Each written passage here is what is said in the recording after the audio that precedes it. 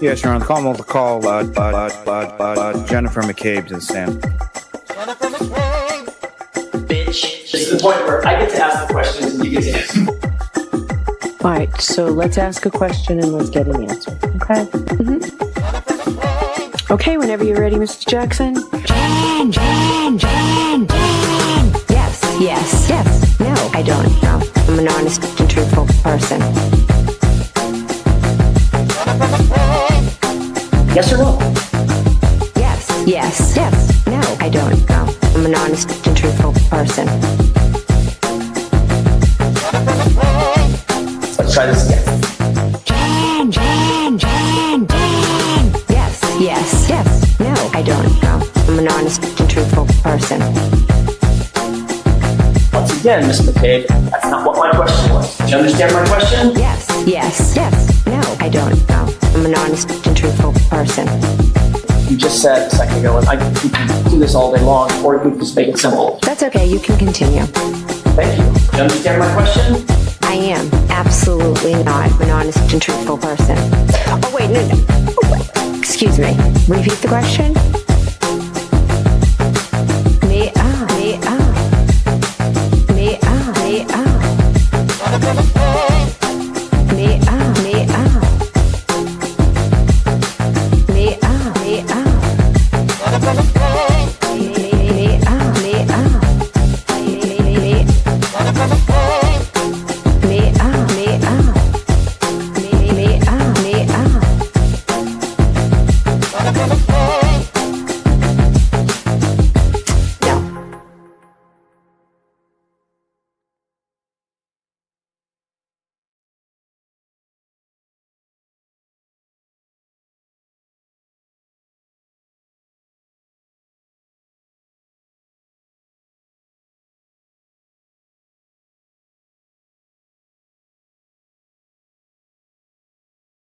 Welcome to the weekend live show.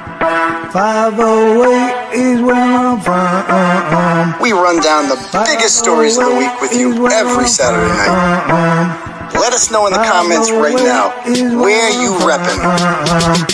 Apache Junction, Taunton, Worcester, Long Island, Manchog, South Florida, Webster, Malden, Framingham, Tucson, Billerica, Salem, Gloucester, Moosop, Connecticut, Charleston, South Carolina, Roslindale, Moosop, Connecticut, London, Hanson, Glendale, Arizona, Lynn, Mapleville, Quincy. Food stamps, leave your clothes, buddy, and hey, you funny ass guy, man. Have you ever heard of Turtleboy? Yeah? Are you a fan?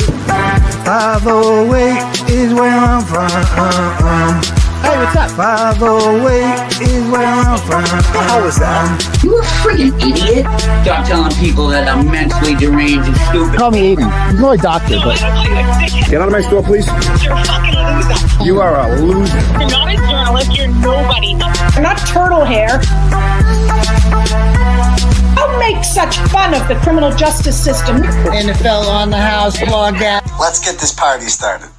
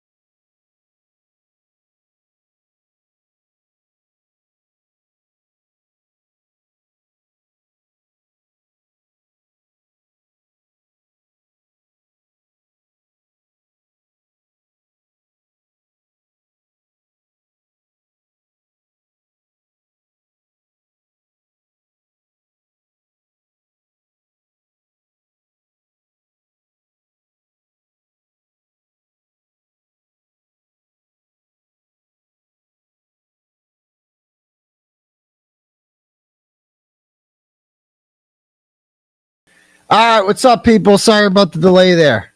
My bad. All right, hold on. 1 second. I'm all over the place right now. Hold on.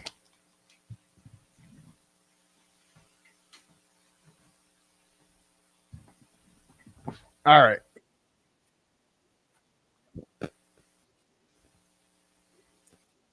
All right, we good? I apologize, guys. Anyway, hello, everybody. 1 second. Give me 1 second here. I'm like all over the place right now. I just got home not that long ago. I'm still settling back in, and I'm out of breath. So just give me one moment here. Pulling everything up here that I need to have situated right now. All right. All right. Okay. I'll post. Okay. Edit. There we go.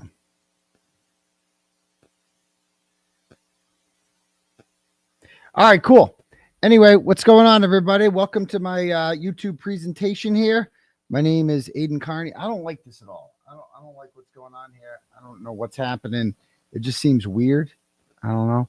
And I've been like in the car all day. I fucking hate it. I hate driving that much. I drove all the way, went to Pittsburgh this weekend for a Notre Dame game. We crushed it. It was awesome. But it's like 2 days was just traveling, just in the car all day for like 9 hours. It sucks. Fucking hate it. My ass is like, my ass hurts for some reason. I don't know why my ass hurts from sitting in a fucking car. Your ass should not hurt from sitting down all day. It's like more work than work. I fucking hate it. I absolutely hate it. But anyway, I had a good time. Saturday was fun. It was not, I met some turtle riders down there at my my brother's pub there, Mulaney's Harp and Fiddle, on Friday night. Didn't make it out Saturday night. It was just too, you're tailgating all day, and then you get back and you're like, yeah, that's not happening, But anyway, yeah, turbulence in the ass for real. Turbulence in the ass, absolutely. Okay, yeah, and I was gonna go on Runkle's stream yesterday.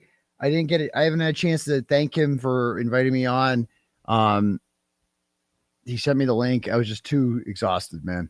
Just too exhausted and just relaxing. I was at my brother's house, just hanging out with him, and I just didn't want to interrupt what I was doing, to be perfectly honest with you. Just, it's nice to get away. But yeah, man, my fucking ass. Let me tell you, come home, I got a heating situation. The heat in my house, it's like, it's only coming out of that side of the house. I don't know what's going on here. The heat only comes into the bedrooms. It doesn't. So that's why I'm wearing like a long sleeve right now, right? Which I never do. Cause like this side of the house is fucking freezing. It's mad brick up in this bitch. But anyway, what else is going on? Yeah, by the way, if you're new here, my name is Aidan Kearney. Now I got to fix. I see that goddamn thing in the corner there. Give me 1 sec. There we go. Oh, nope. Now I'm disappearing too much. Happy medium. Okay, that works. Anyway, yeah, if you're new here, my name is Aidan Kearney. This is my YouTube presentation. And you can call me a variety of nicknames if you'd like, up to and including, you can call me 𝗃𝗃𝗃𝗃 Kearney.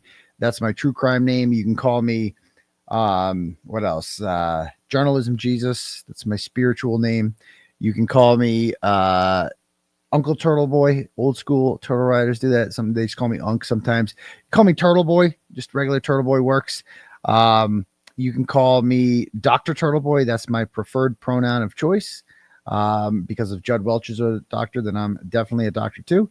You can call me Daddy if you'd like. Some might find that weird, but others might find that playful, flirtatious, sexy, even inviting, warm. A variety of adjectives. Different, derivatives of daddy are also acceptable, up to and including crowd daddy, theater daddy, brow daddy, and of course, fridge daddy. So I don't care what you call me. Just be here every Tuesday and Saturday night at 9 p.m. sharp, and make sure you smash that subscribe button. Although we have been, doing a lot of Sunday shows recently. I don't like, I prefer the Saturday shows because it breaks up the week a little bit more, having a Tuesday and Saturday. Whereas like, my next show will be Tuesday night, and it's like, that's real soon, I like to break it up a little bit more, but we get just as many people on here. How many, let's see how many, what do we got right now? We're up to 165,421. So we're lingering for subs. So, we have how many people watching right now? 3,800 people watching right now. So plenty, I'm sure like at least 300-400 of you haven't hit the subscribe button. Don't cost nothing. go ahead and do that. The analytics show that a lot of people who watch this aren't hitting the subscribe button. Make sure you do that and hook it up, and it just looks cool when that happens. But all right, cool. Anyway, what else was I saying? Yeah. Oh yeah, announcements here. So oh boy, we made another blooper short. Hold on. Was this the all right, I'll have to play that. I think that was at the beginning. The new blooper short that Laura put together. I loved it. Okay. Also, shout out to Rat House Media. I was over there prior to this. I was watching your fine YouTube presentation. I love you guys so much. They were doing a fundraiser for me. I really, really, really, really appreciate that. That you guys are doing that. So yeah. What else is I gonna say? Hold on. Yeah, I really, really, really appreciate you guys doing that. And yeah. All right, cool. You guys are really cool. So people kept telling me about Rat House Media, and I had no idea what it was. And then it's like it's a support show for Turtleboy. I think it's really cool. At least that's my understanding of it. You guys are really, really supportive, and I really appreciate that over there. And also shout out to Ray from Dallas for, I mean, that's like a Turtleboy pep rally every time. I love Ray from Dallas. I love Rat House Media. You guys are great. Keep up the great work. So I'm like on my way home today. Actually, I'll talk about that in a moment. Yeah, Runkle's fundraiser. I heard they raised $97,000 for the Children's Hospital of Alberta, Canada, which is fucking amazing. Holy shit. Yannetti and 𝗺cie went on there, auctioned off ties. I know there's a whole bunch of creators up there. I'm sorry again, I couldn't make it on. Lauren Matthias had there was update on her. Somebody, a YouTube content creator, did a little show on that. It was pretty interesting. Might play parts of that. Wow.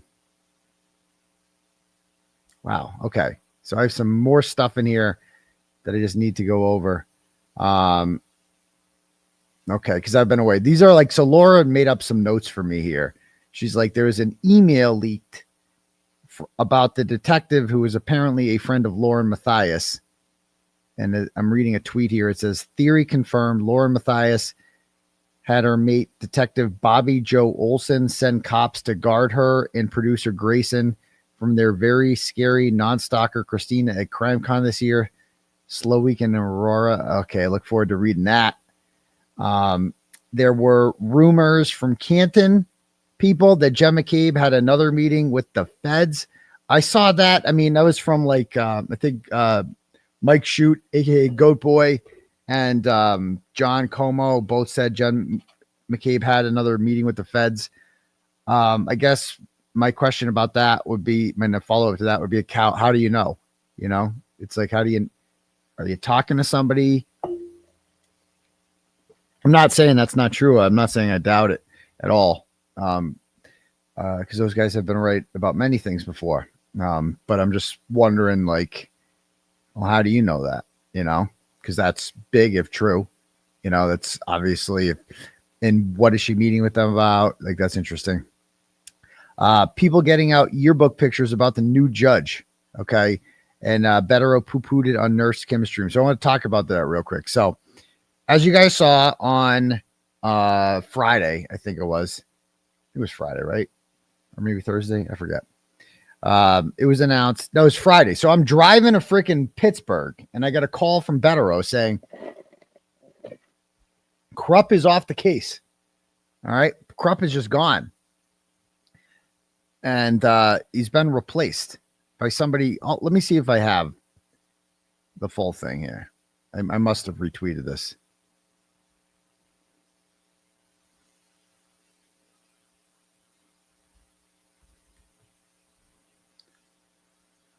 Okay. All right. So it says, it is hereby ordered that the Honorable Christopher P. Belizos, I don't know how to pronounce that, Associate Justice of the Superior Court, is specially assigned to hear the above captioned cases for all purposes. And it's the window intimidation and Canton indictments. The clerk's office will notify all counsel of record. In future filings, the parties shall note prominently in the caption that the cases are specially assigned to Judge Belizos. and it's signed by Michael Ricciuti, Chief Justice of the Superior Court. All right. So that's not the SJC, but all of a sudden but apparently it's like the boss of the boss. I don't know how all this shit works. He's some sort of judge who obviously has sway. And I have so many questions about this. Right. And I was listening to Nurse Kim this morning too, on my way home from Pittsburgh. It's how I got my drive started. And, you know, I have so many theories. So first of all, let's talk about the fact that people immediately pointed out that, like, he's from Canton. Here's his yearbook picture. Oh my God, this is so corrupt. He's from Canton. Yeah, motherfucker. You know who else is from Canton? A guy by the name of Lucky Loughran. Ever heard of him? He's also from Canton. Do people forget that? Why is everyone acting like just being from Canton is some evidence that they're in on some conspiracy? You guys got to chill out. Got to chill out. Okay. Like, it's not a big deal. It's not a big deal. Right. So he went to school with Denise Galvin 40 years ago. And that's supposed to mean something to me. Stop it. Come on. You know who's not from Canton? Judge 𝗃. He's not from Canton. How was he? He seemed pleasant, didn't he? He seemed like he had a good sense of humor, right? He really liked me a lot. You know who's not from Canton? The judge who sentenced me to 60 days in jail. You know who's not from Canton? Auntie Bev is not from Canton. All right. So, like, this idea that, like, oh, from Canton, he must be horrible, right? It doesn't matter. It doesn't matter who the judge is, right? And I'll tell you one thing. I have my own theories about this, okay? Because this came out of nowhere. To be clear, we did not ask for Judge 𝗃 to remove himself from the case. I had many dreams about it. I mean, that would have been a dream come true to have this guy no longer. If I never had to see Judge 𝗃 again, I'd be a very happy person, because that guy hates me and doesn't hide his disdain from me. And the last few shows, I've been kind of kissing his ass a little bit, saying that, I have full faith that Judge 𝗃 will be fair and he's a smart guy. And I didn't mean any of that. I had no faith. I was lying through my teeth. I had absolutely zero faith that guy would ever do the right thing about anything, because that guy sucks. And now I know I'll never see him again, I can say he's a righteous cunt, like, you're fucking horrible. I think he's corrupt. I think he's a fucking asshole. I think he's a hubris twat loser who got bullied his entire life. And now that he finally has a little bit of power, he wants to take it out on guys like me because they remind him of the people who shoved him in fucking lockers and gave him swirlies and shit. Right. And I think that's what he is. I think he fucking sucks. I had no faith in him at all, but you had to say it because this guy could decide your fate. But now I don't. Now I'm never going to see him fucking again. Ever. It's going to be great. So he's gone. Right. And Bradel and Yannetti, right, are both like, they swear, like, they've been around the block, these two. They've been working as Boston area attorneys forever.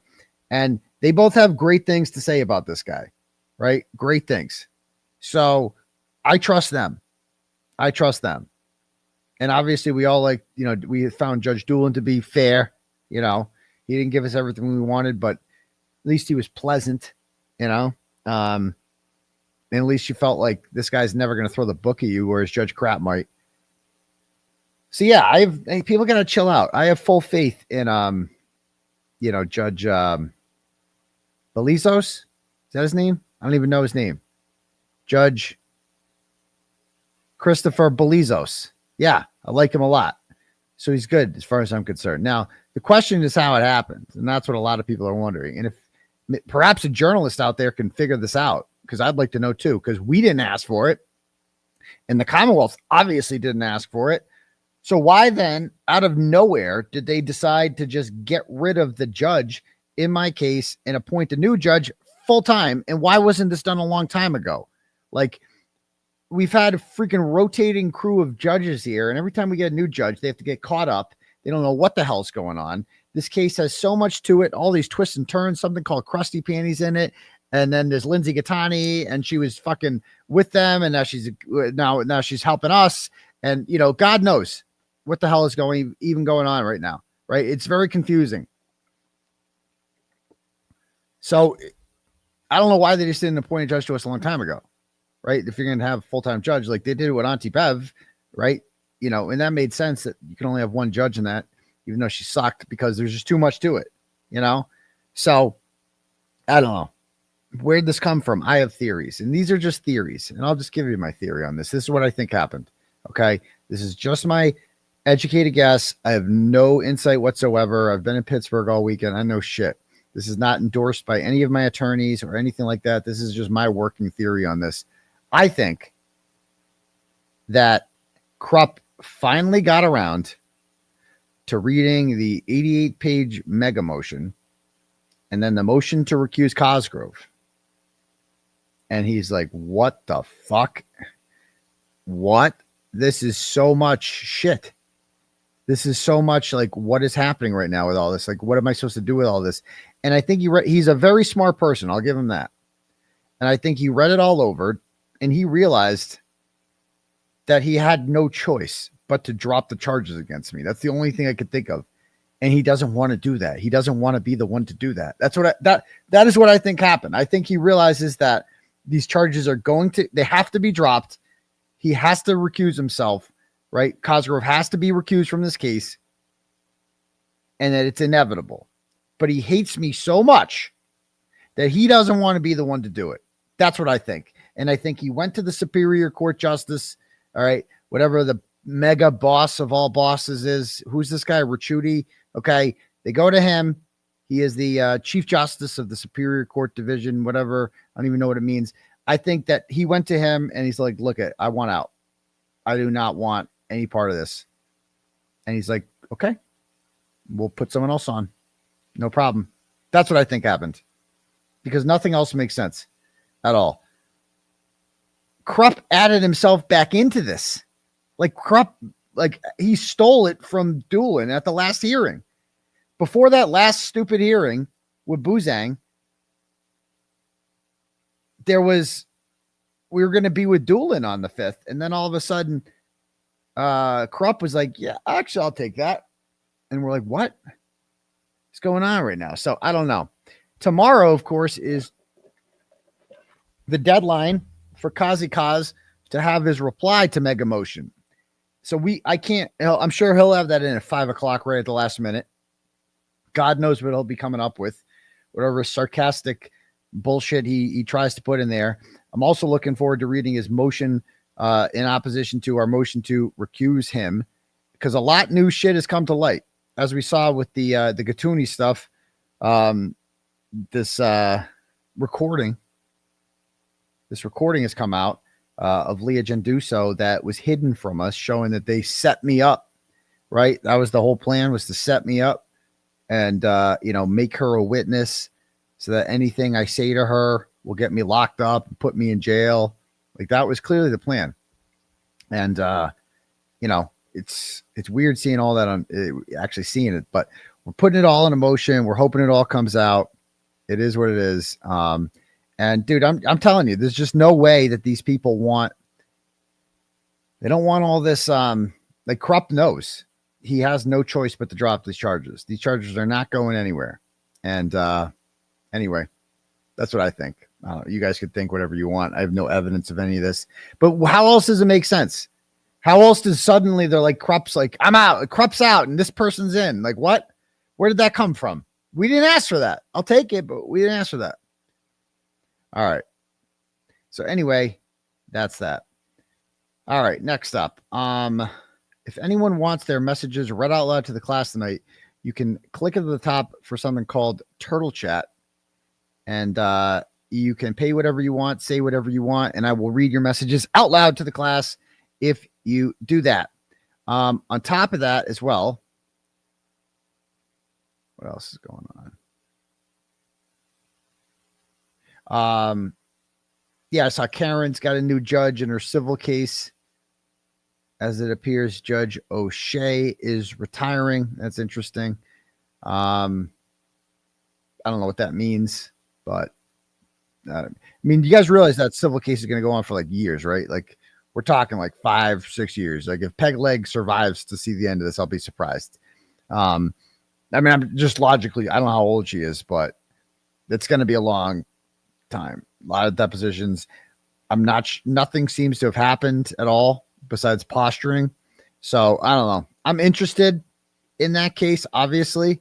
I'll be following it, but it lacks the appeal when somebody's life isn't on the line. You know, Karen's life is not on the line anymore. Like, it's a loss. It's like, will her insurance company have to pay for this? Like, it's just, it lacks the same appeal, you know, and it does. I mean, it's a rerun essentially. I'm just saying, but anyway, she'll be fine. What's up? What else is next? What else do I have here in my notes?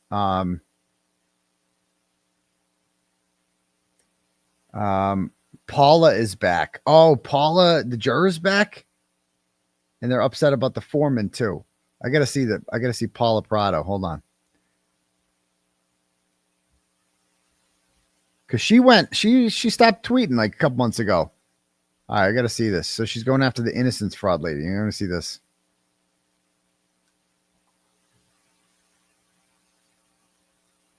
Okay. All right. So this innocence fraud person, Roberta Glass, is this like geriatric boomer lady who runs a website called Innocence Fraud Watch or something. She's been on Julie Grant before, because that's how desperate Julie Grant is for guests who were anti-Karen Reed. Julie Grant, by the way, has just completely stopped talking about John O'Keefe and justice for him after pretending to give a fuck about John O'Keefe for like about a year and a half there. And then all of a sudden she just stopped talking about him completely because I guess it's just over. She has no interest in it because she lost. She even acknowledged that? I don't even know. But let's check out Paula Prado's tweet about Innocence Fraud Watch. So this Innocent Fraud Watch website is just like, it's so cringe and boomerish. It doesn't, like, she just says outlandish things for headlines and then spams the comment section over and over and over again with links to her article that no one reads in the hopes that someone will read it. Okay.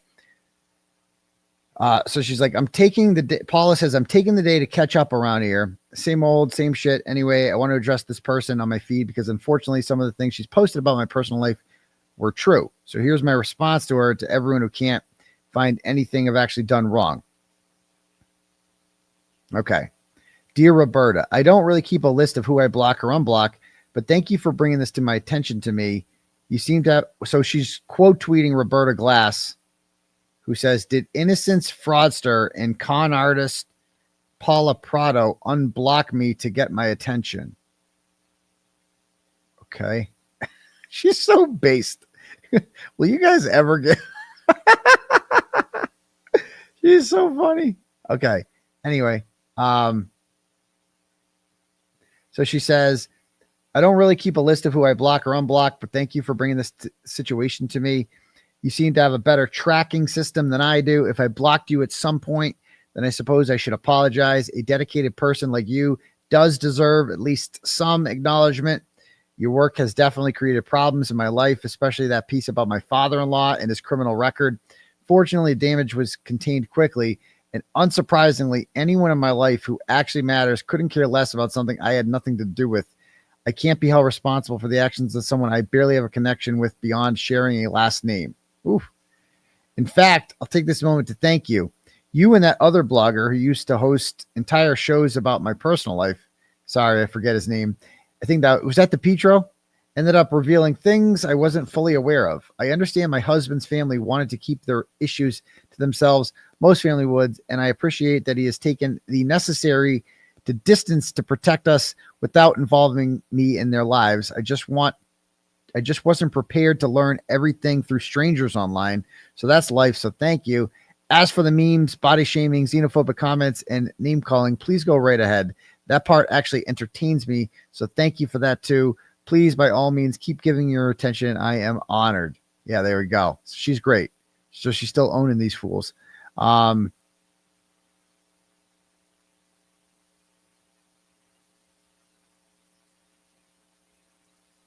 Yeah.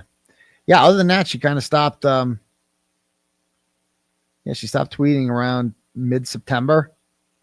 And then all of a sudden she's just been on a roll again. So she's out here slaying people. So I greatly enjoyed, what she did to these, like how she exposed these people, what trash bags they are. She also exposed, 𝗵𝗵 is the worst with her. You know, the imitations he did of her, like it was just so vile and nasty and disgusting. But anyway, we love you, Paula. You did a great job. You freed an innocent woman, and you were so much cooler than the last Jerry. All right. Anyway, so yeah, so there's the announcements. Okay, let me read some turtle chats here. See what we got going on. All right. And by the way, my Cash App is also $ Uncle Turtleboy if you want to do it that way. Let me read some turtle chats. Okay. First up, we got Not Your Average Refrigerator sends $10 and goes, if you cut off the man who defended you to the point where he got arrested unlawfully by the same people who framed you, and he still raised over $1 million for you, and he cut off the man who agreed to be your attorney from the very beginning of your charges, and you cut off the man who pulled countless 22 hours days pro bono for you, maybe you're the fucking problem. We know you're innocent, but holy shit, that's ridiculous. It is ridiculous. And I'm kind of tired of pretending it's not. I just like, and that's what I said the other day, I think on Turtle Club, and people clipped it, but I'll say it again, just so I'm perfectly clear. Cause like a couple weeks ago, I was like, after, you know, we did the spaces about it and I talked about it, and I'm like, yeah, maybe her and I can reconcile and talk this over, and Melanie Little offered to kind of referee it. And now the more I think about it, it's like, nah, I think I'm good. Like the more I think, it's like, I don't really want to. I don't want to, you know, like, why would I want to? I would be faking it. Like, it's like, there's too many irreconcilable differences, I would say, at this point. Like we're in polar, we view this polar opposite. And honestly, like anything that doesn't start with a fucking apology to me, I'm not interested in. I know that's never going to fucking happen. Like, yeah, sorry. Like the proportionality of what happened here. Okay. Let's fucking review just in case we're clear. Okay. No one was paying attention to Karen Reed's story. What was happening to her for 15 months? Fucking nobody, except for the media that blamed her. Okay. Nobody was talking about it. Now she was shopping it around. She wanted the Boston Globe. She was to write about this. She wanted other media outlets to write about it. No one was interested. Absolutely no one was interested in writing about this conspiracy theory. You know why? Because they're afraid of getting sued. And they're afraid of like going out on a limb and being real and telling the real story. It was just a bridge too far. They're not willing to cross the district attorney's office. They're not willing to cross Michael Morrissey or or the state police or anything like that. They're not going to do that. Right. But then I find out about it independent of Karen Reed. Karen Reed had nothing to do with me finding out about this case. I was alerted to this by Brian Johnson, former Duxbury cop, and a couple others like Jennifer Altman, right? Who were like immediately. And so they were like, you need to read into this. And so I read into it. I read the whole court filings and I caught up on it. And 24 hours later, I'm like, holy shit. I read this post about how I'm like going to write about this story. And of course that post catches on and a lot of people see it. Jennifer Altman sees it. She contacts Natalie, sees it. Natalie is the liaison to Karen Reed, and Karen Reed asks John Silvera, her good friend, who's a good guy, like, what do you think of this Turtleboy guy? Have you heard of him before? Because she'd never heard of me, or at least wasn't familiar with my writing. And so John Silvera was like, yeah, oh yeah, you got to do it. He's fucking great, you know? And so I'm like, okay. So I write about it. And so she starts using Natalie to contact me, but the blog was already half written at that point. I'm already chugging away at this, writing this. Like I made my mind up that Karen Reed was innocent before I ever spoke to her, before I ever did anything. I made my mind up because the facts as they were presented in the court filings convinced me. Like I didn't need anything else. Like the shit I was reading in there was just undeniable. And there was so much of it, man. And like reading how they got rid of the dog. Who gets rid of a fucking dog? pulling up their basement floor. Who does that? Selling their family house, generational house, like all at the same time. And that's before we knew about butt dials and all this shit. So we're like, it's just crazy. So I go and get the, I'm like, I'm writing about this either way. Now, Karen, of course, wants to reach out to me through third parties because she wants to make sure I have it all right. Why? Well, I mean, I don't blame her. I would want it all right too, because there's a lot to this. And if a journalist is willing to listen to her for once, because to be very clear, nobody was listening to Karen Reed before this. Nobody. Absolutely fucking nobody in the media gave a fuck about her or believed a word that she said. They had no interest whatsoever in the conspiracy theory. And they still didn't throughout the whole trial. Did David Bieniek from WCVB? Did Christina Rex from WBZ? Did anyone from the Boston Globe? Did any of these people at all even attempt to tell the fucking truth? So I see Valerie there. She's like, stop lying. Valerie, come on up. I'm going to invite you on. I want to debate you about this. And I'm going to give you a chance if you want to, because I know you're not afraid of a debate. So I'm going to send you the StreamYard link because everything I can saying right now is backed up by facts, and we're going to fucking air the truth out. Let's do it. So I'm going to send you the link if you want to come on. How do I do this? Share. How do I share the stream? There it is. All right.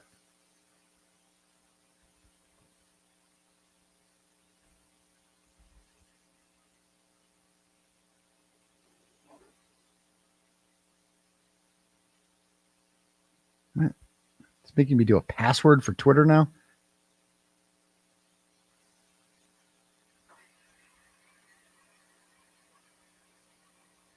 Okay, this is getting gay.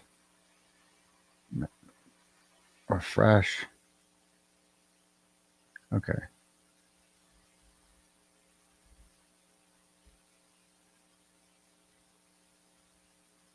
How do I do this? The Twitter chat now is all of a sudden gotten weird. Okay. Okay. So I just...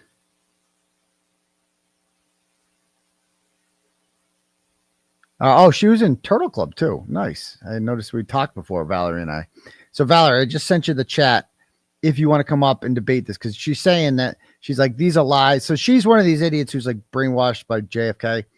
And so I will show receipt, whatever the fuck you want to see. Let's fucking do it all tonight. Let's go. Let's fucking do this right now.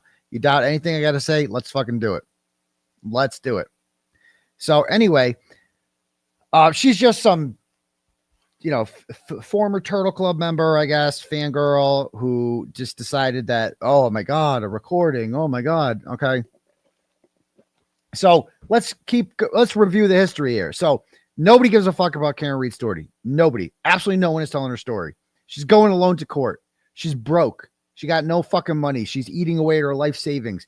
There's no support network out there. No one raising money for her. No fucking crowds. The public doesn't fucking know. Nothing. It's just her going to fucking court alone all the fucking time. That's it. Being dwindled of her resources, etc. All right. And, her lawyer's obviously tremendous, doing a great job, doing the best that they fucking can. It's kind of in vain at this point because no one is picking up on this story. It's a story of the century. It's right under everyone's noses. No one's fucking picking up on it at all. So then comes, I write about it, right? And she helps me fill in some of the details, right? And, they alert me. I get in contact with their attorneys and they alert me to this federal investigation that I was unaware of, right? And but it worked out for them because remember, Alan Jackson told me about the federal investigation in like April 20th, I want to say, and I reported on it. And then what did he do? In court on May 3rd, he's like, it has been reported in the media that there's a federal investigation. It was only reported by me because he told me, but it was true. It was 100% true. But you see what I'm saying? How this idea that I fucking like benefited from this. Is fucking more than them is fucking insane. It's fucking madness if you actually believe that. Like literally, he wanted the world to know that a federal investigation was going on into the McAlberts and into the Commonwealth. So he told me that. I reported it. Okay. And we know this because they have my fucking phones and they've gone through this. So it's not a fucking secret. So he gives me this shit. I report it.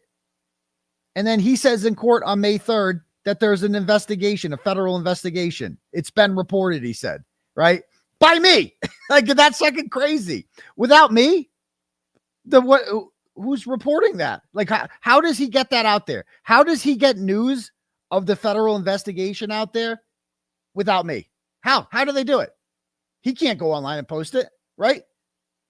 So they're going to use me. So this idea that I benefited more from this is fucking retarded. If you believe that I benefited more from this relationship than she did and they did, you're fucking retarded. It is a complete dishonest revision of fucking history. That's what it is. A fucking lie. A fucking lie. And throughout our relationship, Karen wants her story out there. She wants her narrative out there, which I agree with. I'm not some person that would fucking post something if I didn't believe in it. So I believed in all this because it was fucking true. Okay. Everything I reported was fucking true. Karen Read is not guilty. She was being framed. Okay. And I had to tell the fucking truth. And that's what I did. And I did more than just that. I went out and I went down to Canton Town Hall and I did public records requests and I interviewed people. And I went to every single court date and I questioned these people outside of court because they had the audacity to show up with justice for JJ Buttons. And I did all that shit. Right. And they loved it. They loved every single minute of it because why the fuck wouldn't you love it if you were them? Why wouldn't you love that? Like you're watching these people who are trying to put you in jail for the rest of your life for a crime that they committed. And all of a sudden this fucking dude comes along who is a complete stranger to you, who has no history, no loyalty or allegiance to you whatsoever, just comes along and dedicates his life to protecting fucking your life, right? And in getting the word out to as to what happened, okay? And that's exactly what I did. And if I didn't have the flair that I had, if I didn't have the controversial style that I had, it wouldn't have been as effective. That's why it worked out. That's why there was huge fucking crowds outside. Because I don't just report the news. I bring it to life. Okay. I make it fun. I make it interesting. I go up to these people. I confront them. That's the Turtleboy way. I've been doing it for years. Okay. And now I got this big case to do it to. So I blew this shit up. And what happens when I blew this shit up? Well, a gigantic movement started that ended up raising $1.1 million. Because, oh yeah, the defense fund, that was my fucking idea too. I'm like, you should start a fucking defense fund. I have a defense. It was my idea because I have defense funds in the past because I've been sued so many fucking times. So I told her to start a legal defense fund. She's like, do you think anyone will donate to it? I'm like, fuck yeah, they will. Hell yeah. And I will promote it. And I was the first one to do a fundraiser for it. I think I only raised we raised $1,500 or $2,000 for her or something like that the first night. But we got that ball rolling, right? And it's taken off ever since, man. And it's because we kept raising awareness to this. And guess what? My arrest, that's what happened. Like me doing all this shit and raising this money and getting this word out, right? And confronting the bad guys and calling out truth when no one else fucking would. And Valerie, where you at, by the way? Me doing all of this when no one else had the fucking balls to do it, right? That's what got me arrested. It's not because I committed a crime. We all agree. Valerie agrees with that. I didn't commit a crime, right? She knows that these are bullshit charges. So why the fuck did they arrest me then, Valerie? Why? Why did they arrest me? Because I was advocating for Karen Read. That's why. That was the part of the speech they didn't like. That I was confronting the people who killed John O'Keefe. That I was asking questions that no other reporter dared to ask these people, right? I did all that. And what did I get? Right? I didn't want anything. Okay. I didn't want shit from her. I never wanted shit from her.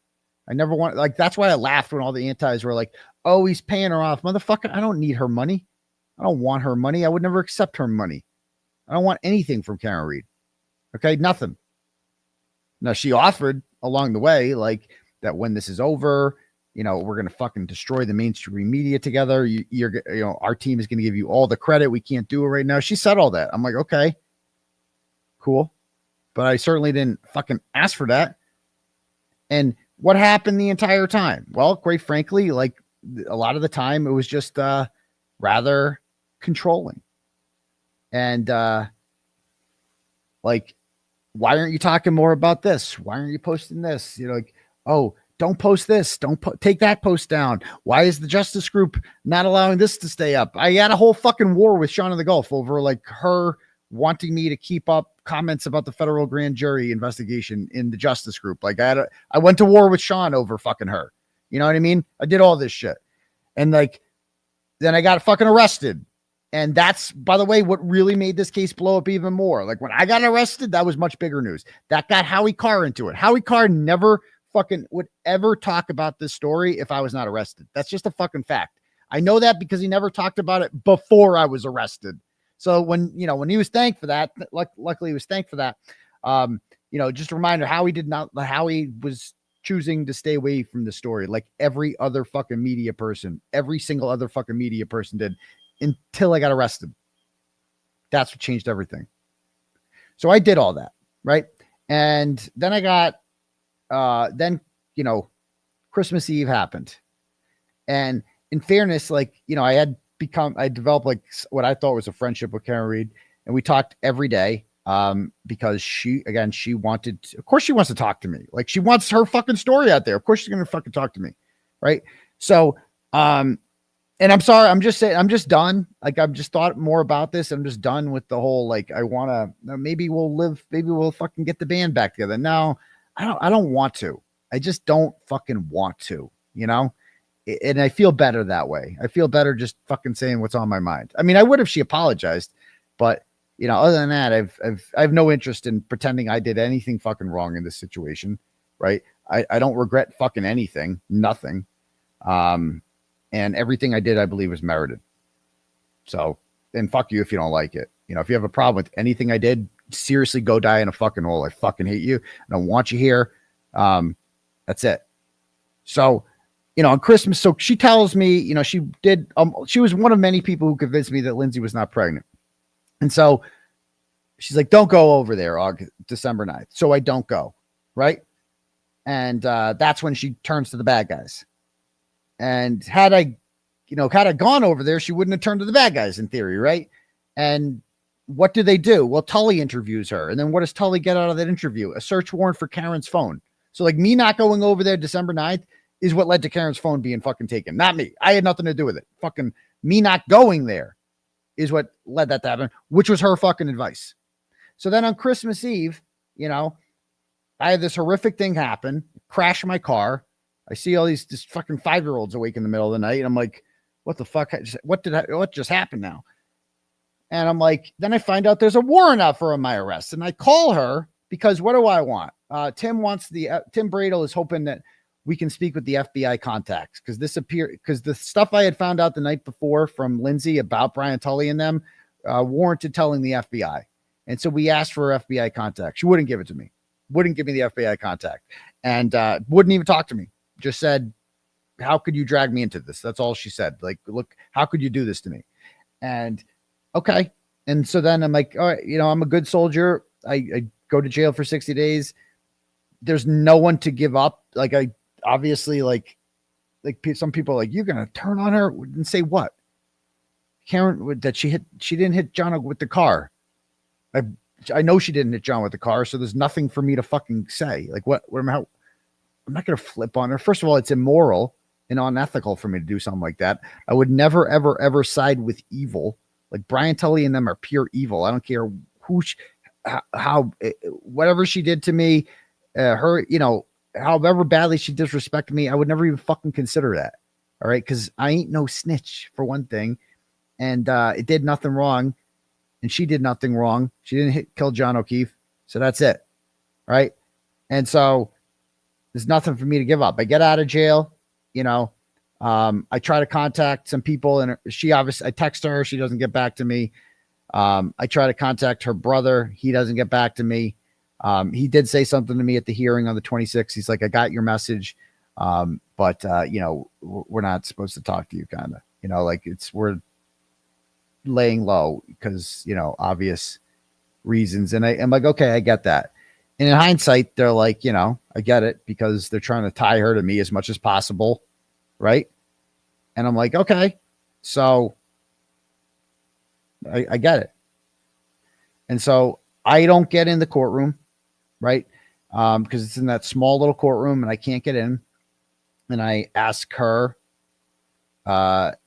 if I can get a seat in the courtroom one day. It's like I worked really hard, to build this case up, and now it's the trial and I can't even go in there.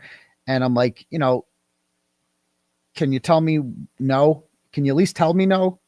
Can you at least give me the respect to like text me back and explain why or, what, or, just tell me, but nothing, just complete ignoring me. And that's fine. And I don't, whatever. It's like, I'm working for a bigger cause here. So I end up getting in the courtroom on my own because I get the fucking media badge and I get in that way. Right.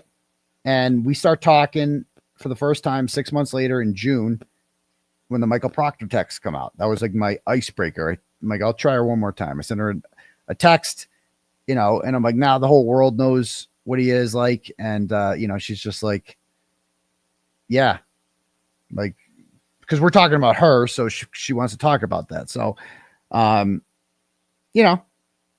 so then she's obviously, we have the hung jury. And we start talking after that, and more, she's like, she friend requested me on Facebook. More and more as time went on between the two trials, she didn't give a fuck about being associated with me. And I'm like, good, this is the way it should be. Fuck them. You should be able to talk to whoever you want to talk to, and say whatever you want to say. But as you're going to see, like, it was very, when you fuck up, you get yelled at. And I'll show you some of the flipperhead stuff today. We'll get to that later. But, remind me to talk about that because that's fucking crazy too.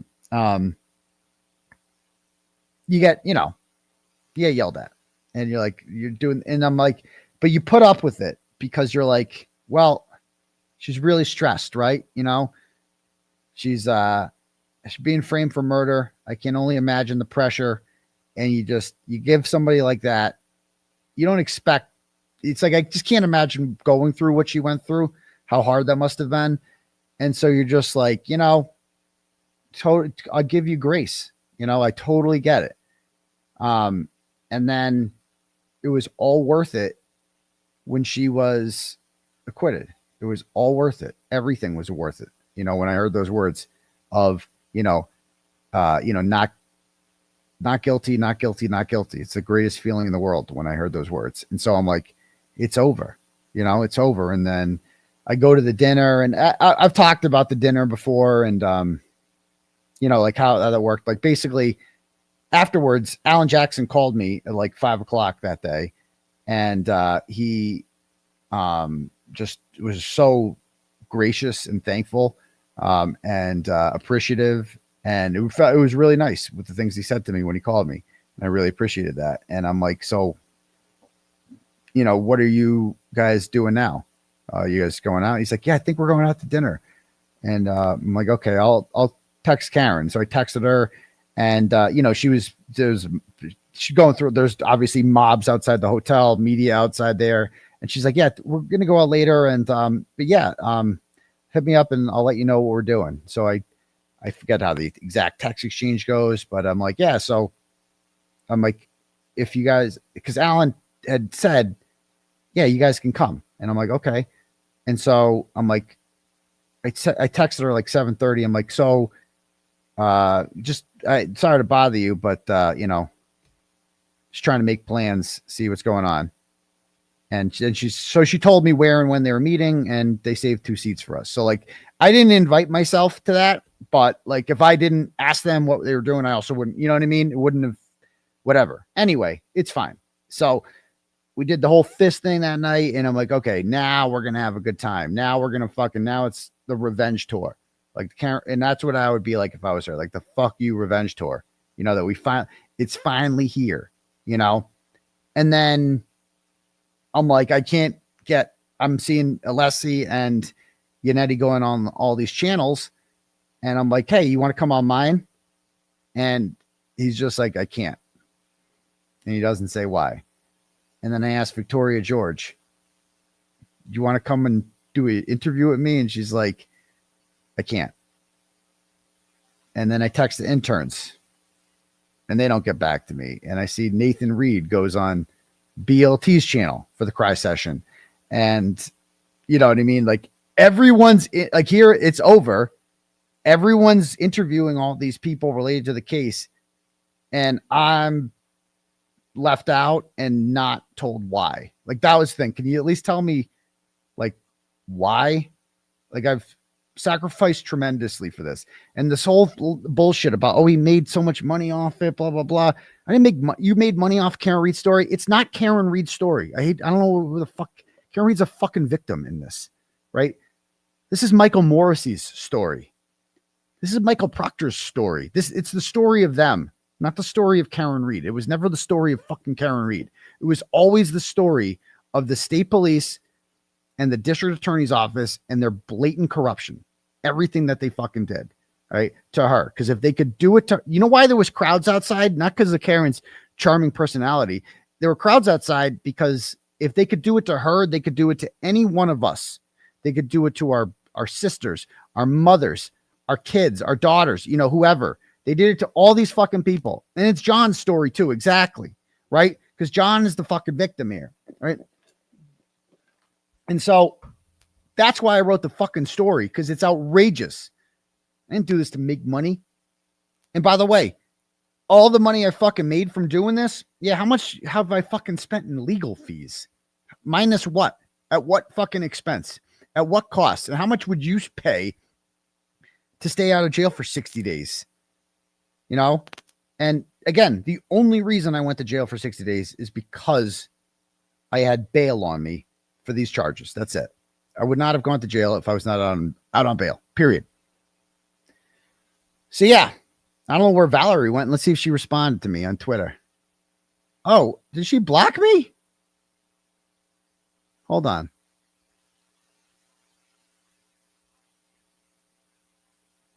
Hold on. Okay. No response. Okay. Anyway, I sent Valerie a message. Maybe she'll get back to me. I don't know. So yeah, I forget where I was going with this, but you do all this stuff and then, you know, I still suck it up and I'm like, okay, it's cool. Totally get it. I don't need an interview with you on my channel. I don't want that.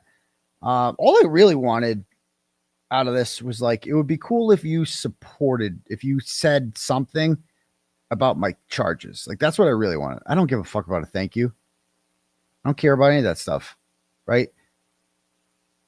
And it would also be cool if it wasn't like such an obvious fuck you. Like that was the thing. Like when she went on the Howie Carr show and was like talking about, you know, when Howie asked her, is there anyone you'd like to thank? Like that was Howie's way of hooking me up. And he made that clear to me in our conversation since then. And hooking others up because I'm not the only one that deserved to be thanked. We've been over this, the other people that deserve to be thanked. And, you know, I don't care, but like her specifically just saying Howie and no one else, like, let's be honest, that was an intentional fuck you. Like there's no doubt about it. Like that, everybody saw that for what it was. There's no doubt. And maybe she didn't see it that way. Maybe it was just like an oversight in her. I don't fucking know. But it was just like, I didn't say a word after that happened. You go back and check the record. I did not say a fucking word. People expected me to. I didn't say a word. I go, I have nothing to say about this interview. That's all I had to say. I have nothing to say about this interview. It speaks for itself. And, oh, Valerie's here. Cool. I'll bring her up in 1 second. Thank you, Valerie. And so I'm like, and then of course, then after that, that's when she calls me screaming at me on whatever day that was. And so now she's real mad. Of course, recording gate, everybody talks about that. And to that, I say, like, who cares? I'm not saying anything. This isn't a comment on that at all.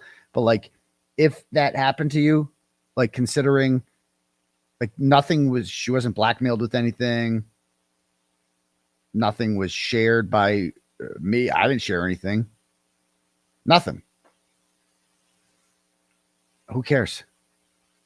And what has been done since then? Like, what has been done since then? Like, in response to that, let's just be clear what happened here.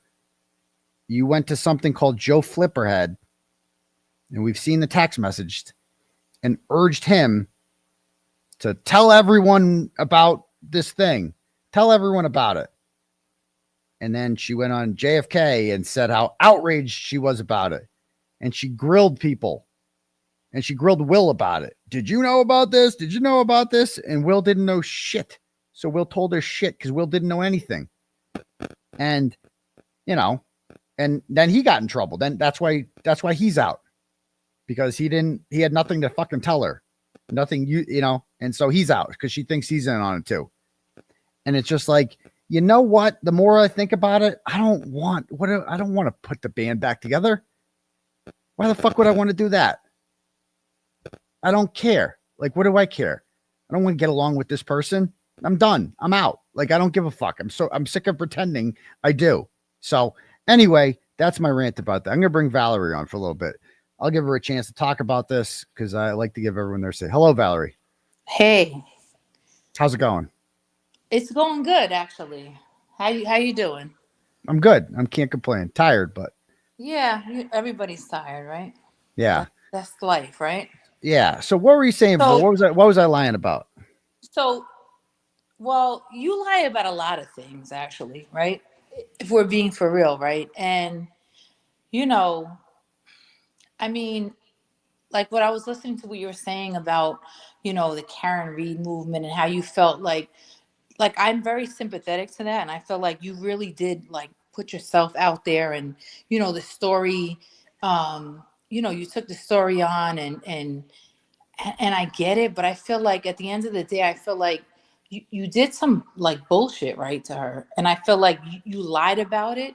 And then it's like, after people found out that you lied about it, you tried what to specifically? What the recording? Is that what you want to talk about? I mean, listen, is that it? So besides that, is there anything else besides that? Yeah. So everybody's talking about this recording, and I get it. It's like the recording is not a big deal, right? Oh, you record her. Listen, I have recorded people too before. Like, I get it, right?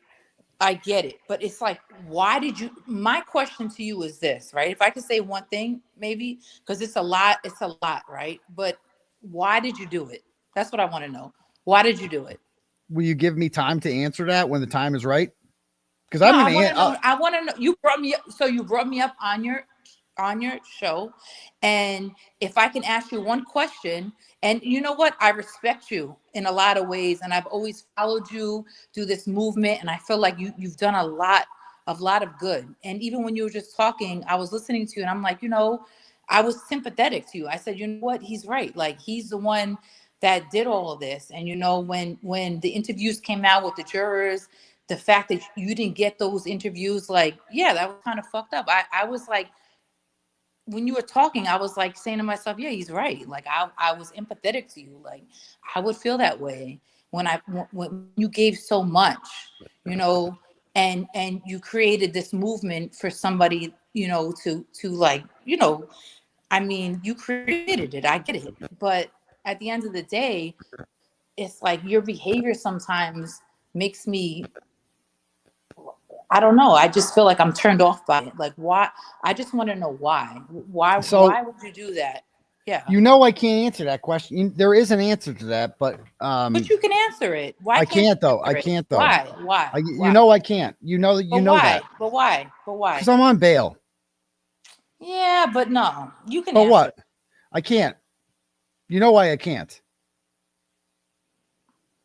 There's nothing I'd love more than to answer your question. There's nothing I'd love more. But you went on the spaces and you said, "Oh, I didn't record it, right?" And I said, "There's no recording." There's no recording. Yeah, because as far as I knew, there wasn't. I mean, but be honest, right? Do you think that I am being was honest. really like? There is a craziest story you've ever fucking heard behind this. And it fucking, as somebody who speaks openly, right? It is painful for me to have to sit here upon the advice of counsel and not fucking talk. This is very fucking hard for me because there's nothing more I want to do than fucking talk. Okay. So my question to you is, why did you record her? I'm not saying I did. Know, right? And you're saying you can't answer that. I'm not saying I did. I'm not saying I did. Well, we know you didn't, right? Well, that's what you say. But so what did I lie about? What did I lie about? But can I just say something too? If you want to gain people's respect, I have plenty. No. I have plenty of people's respect. I have plenty of people's respect. I'm good with respect. Can I speak though? Yeah, sure. You know when I can speak, right? Yeah, go ahead. I think the first step is just like being honest about whatever it is, right? Owning it. Listen, I did record her, and this is why I did it. So you want me to admit to a felony? So you want me to? Let me get you. No. Give me. But you keep cutting me off. Like, can I speak? You're telling me that I should go online and admit to committing a felony. Can I just say what I want to say? Go ahead. Go ahead. I just want to say what I want to say. Okay, so you're saying you didn't record or whatever, right? My thing is, we know you did. It came out. Just let me speak, right? Just own it. Listen, I recorded her because we all know you did. You know you did, right? I just want to know why, right? And you're saying you can't answer that question right now. Okay, I can respect that. You know what? For whatever reason, you feel like you can't answer that right now. Okay, but you did record her. There is a recording, and you did it. For whatever reason you did it, right? So, okay, that's like, so you're just still to be clear, trying to fight the fact that there's a recording or that you recorded her. We already, so you're, it's can like, you listen for 1 second? Owning. Can you listen for 1 second? You want me to come on here and admit to committing a felony while out on bail. That's what you want me to do. I mean, listen. What? Yes or no? Is that what you want me to do? Admit to committing a felony. Is that what you want me to do? Okay, so you didn't record her, right? Okay. So you want me to come on here and admit to committing a felony? So you know what? No, I don't want you to do that. So then why the fuck are you telling me to do that? No, matter of fact, I don't want you to do that. Let's just say hypothetically. You just told me to fucking do that. You know what? I respect that, what you're saying right now. I'll say, you know what? You're right. I don't Has that thought? So let's say hypothetically, let's just say you recorded her. We're not saying you did, but hypothetically, if you did record her, right? Let's just say that, right? Why, if hypothetically you did it, why would you do it? Can you answer that? What you admitted before you've recorded people, why'd you do that? I mean, I did it like years ago, like with my ex when he was like bothering me and stuff. I was like recording him. It was stupid. It wasn't like anything. So it's no big deal, right? It was like something. Well, the reason I did it was something stupid, just to like. Was it malicious? It wasn't anything like. Was it malicious? But that has nothing to do with me. It's like. No. I'm going somewhere with this. So what you're saying? No. Hold on. So hold on. Yeah. So what you're saying is it's not a big deal. No, I think that, right? No. So excuse me. Was it a big deal when you did that or no? I think I did it probably like 15 years ago, right? So was it a big deal? At the time when I did it? Yeah, was it a big deal? No, because it was something between. First of all, it's something between what? Between what? Between what? I did it to wasn't on trial for murder. It wasn't somebody that was in. I wasn't in any type of legal situation. So let me get so if I have this straight, it's a big deal to record someone. First of all, Karen Reed's not on trial for murder. Okay, but she was at the time. No, she was not. She was not. Okay. She was not on trial for murder in August. Oh, so are you admitting that you did it? No, I'm saying this all came up. This all came up in August. So when you recorded her. Okay, I didn't say. I don't know anything about that. I don't know what you're talking about. I did not say that. See, you're wrong. You got caught. You're saying that this happened when she was on trial for murder, and that it's different. But now that you know when this allegedly happened, that I wasn't on trial for murder, now all of a sudden you're moving the goalpost. So you don't. Let me say this to you, right? And then we can end this conversation, right? Listen. I think you did a lot of, you have done a lot of great things for Karen Reed in this movement, right? I'm never going to take that away from you. And I respect you for that. And I've always, looked at you like, wow, like, he created this movement, and I think you're a great person for that, right? But I think you struggle with accountability. And right, you know because what? I think, hold on. I think that, hold on. I think no, hold on. Okay, well, no, because listen, because I talk now? No, I'm just saying what I'm saying to you is like we haven't addressed this. We haven't addressed this. We haven't addressed the fact that you admitted a minute ago that you've recorded your ex-boyfriend, and it's not a big fucking deal, right? It's not, because it's not a big fucking deal, is it? So, right? It's not a big fucking deal. Can you unmute me? Can you unmute I just unmuted you. Thank you. Can you unmute me? Because you're on my show. No, so, I was saying I recorded him like probably like 15, it was like 15 years ago that he kept calling me, right? And I remember like there was this thing on my phone where I could like record like my messages or my voice. I forget what it was. And I remember I recorded him and I was like, oh, I have you on my phone. You kept calling me. But that was years ago. It wasn't. I don't even know why I just told you that, because I feel like you're using that against me. No, like, but I am using it against you. But I'm using it to point out that you don't care about a recording. You don't care. Well, you don't care. You don't care. You don't care. I know. I know why you don't care. So I know why I recorded my ex, because he was stalking me and driving me crazy. So I did that. Okay. So let me get to show my question. So when somebody drives you, why? So why did you record Karen Reed? Because I know why I recorded my ex. Okay, so you're saying that when someone's driving you crazy, it's okay to record them. That's what you're telling me. So was Karen Reed driving you crazy? I'm not saying that. You told me that it's okay to record people when they're driving you crazy. Was kind of like. So what you're saying is that there are. So what you're saying. Don't make this about that. No. So what you're saying is there are circumstances. What you're just telling me right now. I mean, like no. It's my turn to talk. Because it's my show. So what you're saying to me, Valerie, is there are circumstances in which you think it's perfectly normal and okay to record someone. That's what you're telling me? Can you unmute me? I just did. Do you agree with that? Yes or no? Oh, am I unmuted? Okay. So, because you keep muting me. Okay. Yeah, so answer the question. Do I think it's for yeah, people do that sometimes. Yeah. Right. So it's okay. There's situations in which it's okay. So let me. You're telling me. Yes. I will say Thank yes. you. Yes. Okay. There you go. Yes. But my question to you is, I know why I did what I did, right? Or, let's say 𝗄𝗄𝗏, right? That you brought out his recordings with Olivia. So when I heard those it's funny because I was like pretty much. I never really paid attention to him. I was kind of like not for him. But when I heard those recordings, it made me think, you know what? Like, yo, this guy is like pleading with this woman because she's lying to him. And it was like, you thought those recordings were going to make him look bad. And I felt like they didn't.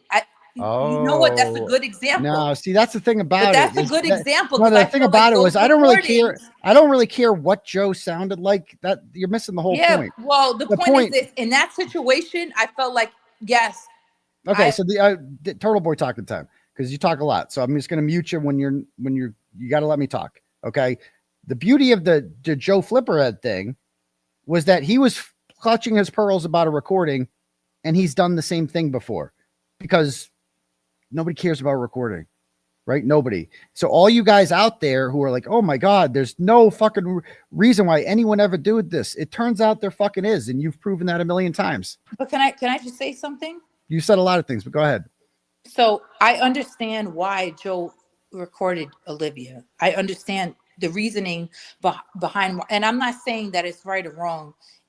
Listen, I get what you're saying, that it could be wrong, right? My question to you is, why did you record Karen? I don't know anything about that. Why? Because I don't know. I never admitted to that. I never said that. Let me tell you, I could tell you, you know what? Okay, fine, I get it, right? I know why I did what I did. Joe knows why he did what he did. I want to know, why did you do what you did? I don't know what you're talking about. Why did you do what you did to Karen? See, so you said before that I was lying. What have I lied about? I mean, you've lied about a lot of things. Like what? Tell me. Let's go over all my lies. That you recorded. What are the lies? What are the lies? That you recorded Karen Reed, because you did. I know you talk about that a lot. What else you got? Anything else? I mean, what else? Let me Anything? think. Yeah, anything? Let me know. Let me know if you got anything else. Such a big liar, right? What, you must have a whole bunch of shit. Let's hear it. I mean, you lied. You lied on your live that day when you said that Joe was like talking shit about Olivia, saying she was fat.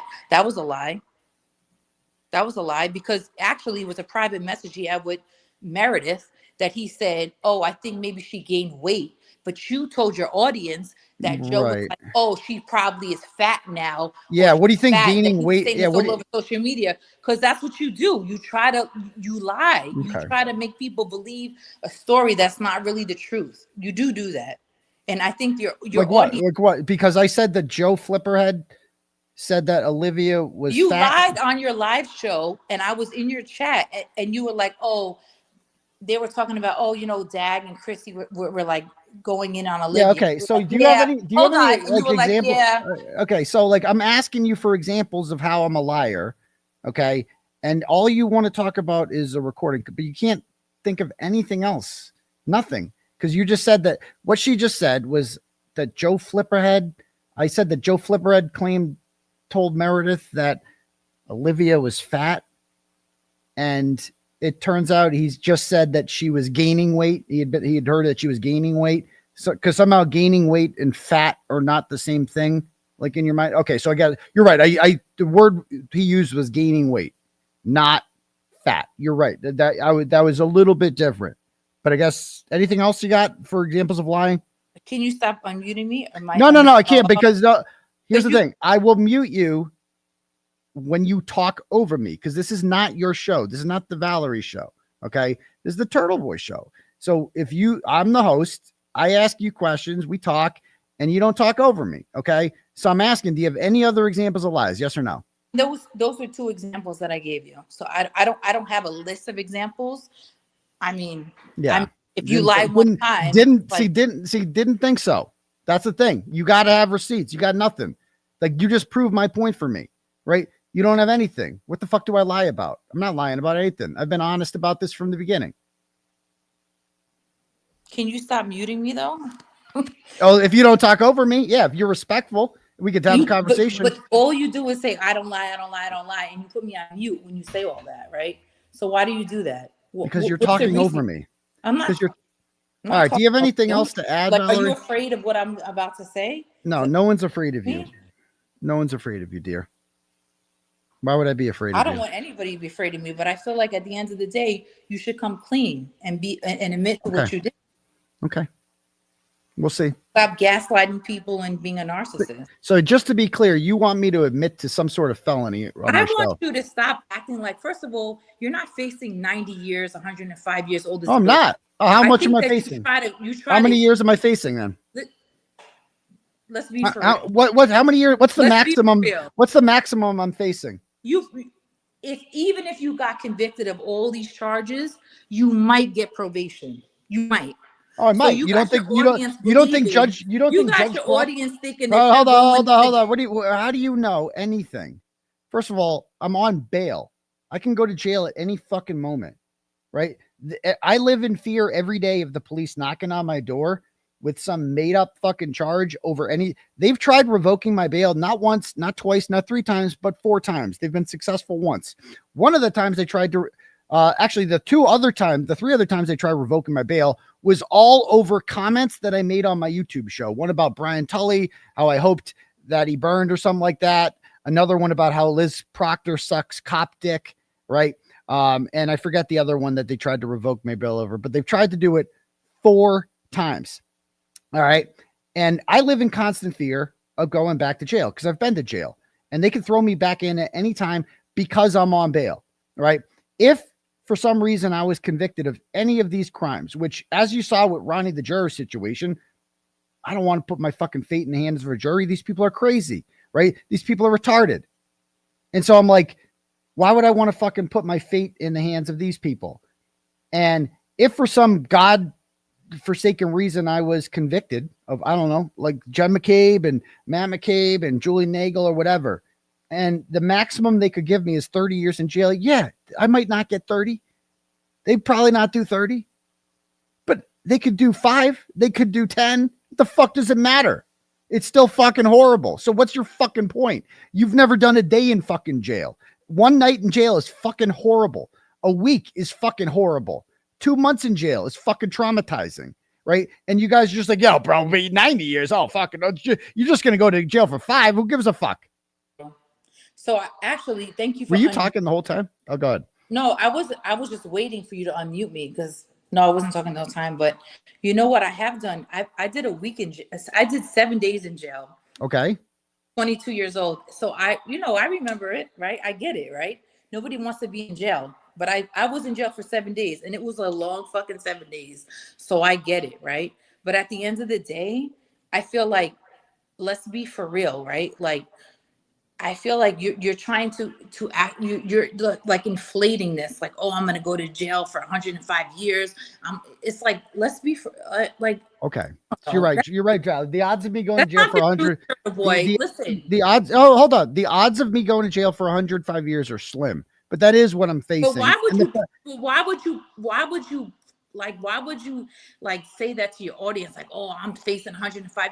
Why would you push that narrative? So I'll answer that question for you right now, Valerie. Every time you turn on the fucking news and someone's charged with a crime, what do they always say? He's facing up to X amount of years in jail. That's what they always say. Because you always say you're facing up to, if he's convicted, he could get life, right? It probably won't get life. If he's convicted, he could get the death penalty. Probably won't. If he's convicted, he could get 20 years in jail. That is what he's facing, right? The mere fact that that's even fucking possible is horrifying, right? The mere fact that you could go into jail court one day and leave with probation or 20 years in jail is horrifying. It's traumatizing. So that's why I fucking talk about it, because it's fucking traumatizing. Who gives a fuck if it's 90 years, 20 years, 10 years? It's fucking horrifying either fucking way. And you guys are sitting, oh my God, you're lying. That's the best that you can come up with a fucking lie, is that I point out that what the maximum punishment is. That's the closest example you can come to a lie. That's it. Can I talk? Oh, thank you for. Go ahead. But at the end of the day, somebody that's fighting corruption and fighting against whatever, you should know. And you have these lawyers, like Betterow was a high paid lawyer. Like your lawyers know what the fuck they're talking about. They do. Did your lawyers tell you you're facing 105 years? Tell me, answer me that question. They told you that? Yes. They told you that. They told me that. They said you're facing 105 years? Yes, because it's a fact. Okay. Yeah. Wow. Anything else? So that didn't go very well. Yeah, that wouldn't. That didn't go very well. Tell you Yeah, that you're facing 105 years. Yeah, that's what they said. I feel like any lawyer would not say that. Well, they did. Mean, like, so they did. Fucking parking. I know. Yeah, you're an expert. We know you're an expert. Right. No lawyer tells me, hey, listen, you got a moving violation. You're facing. So just to be clear, you asked me a question. Did my lawyers tell me this? I told you yes. You didn't like that answer. And now you're talking about yourself. I think you're lying about that. Okay, so you asked me a question. 100%, you're lying. Okay, so I asked you a question. There's no way your lawyer. So you asked me a question.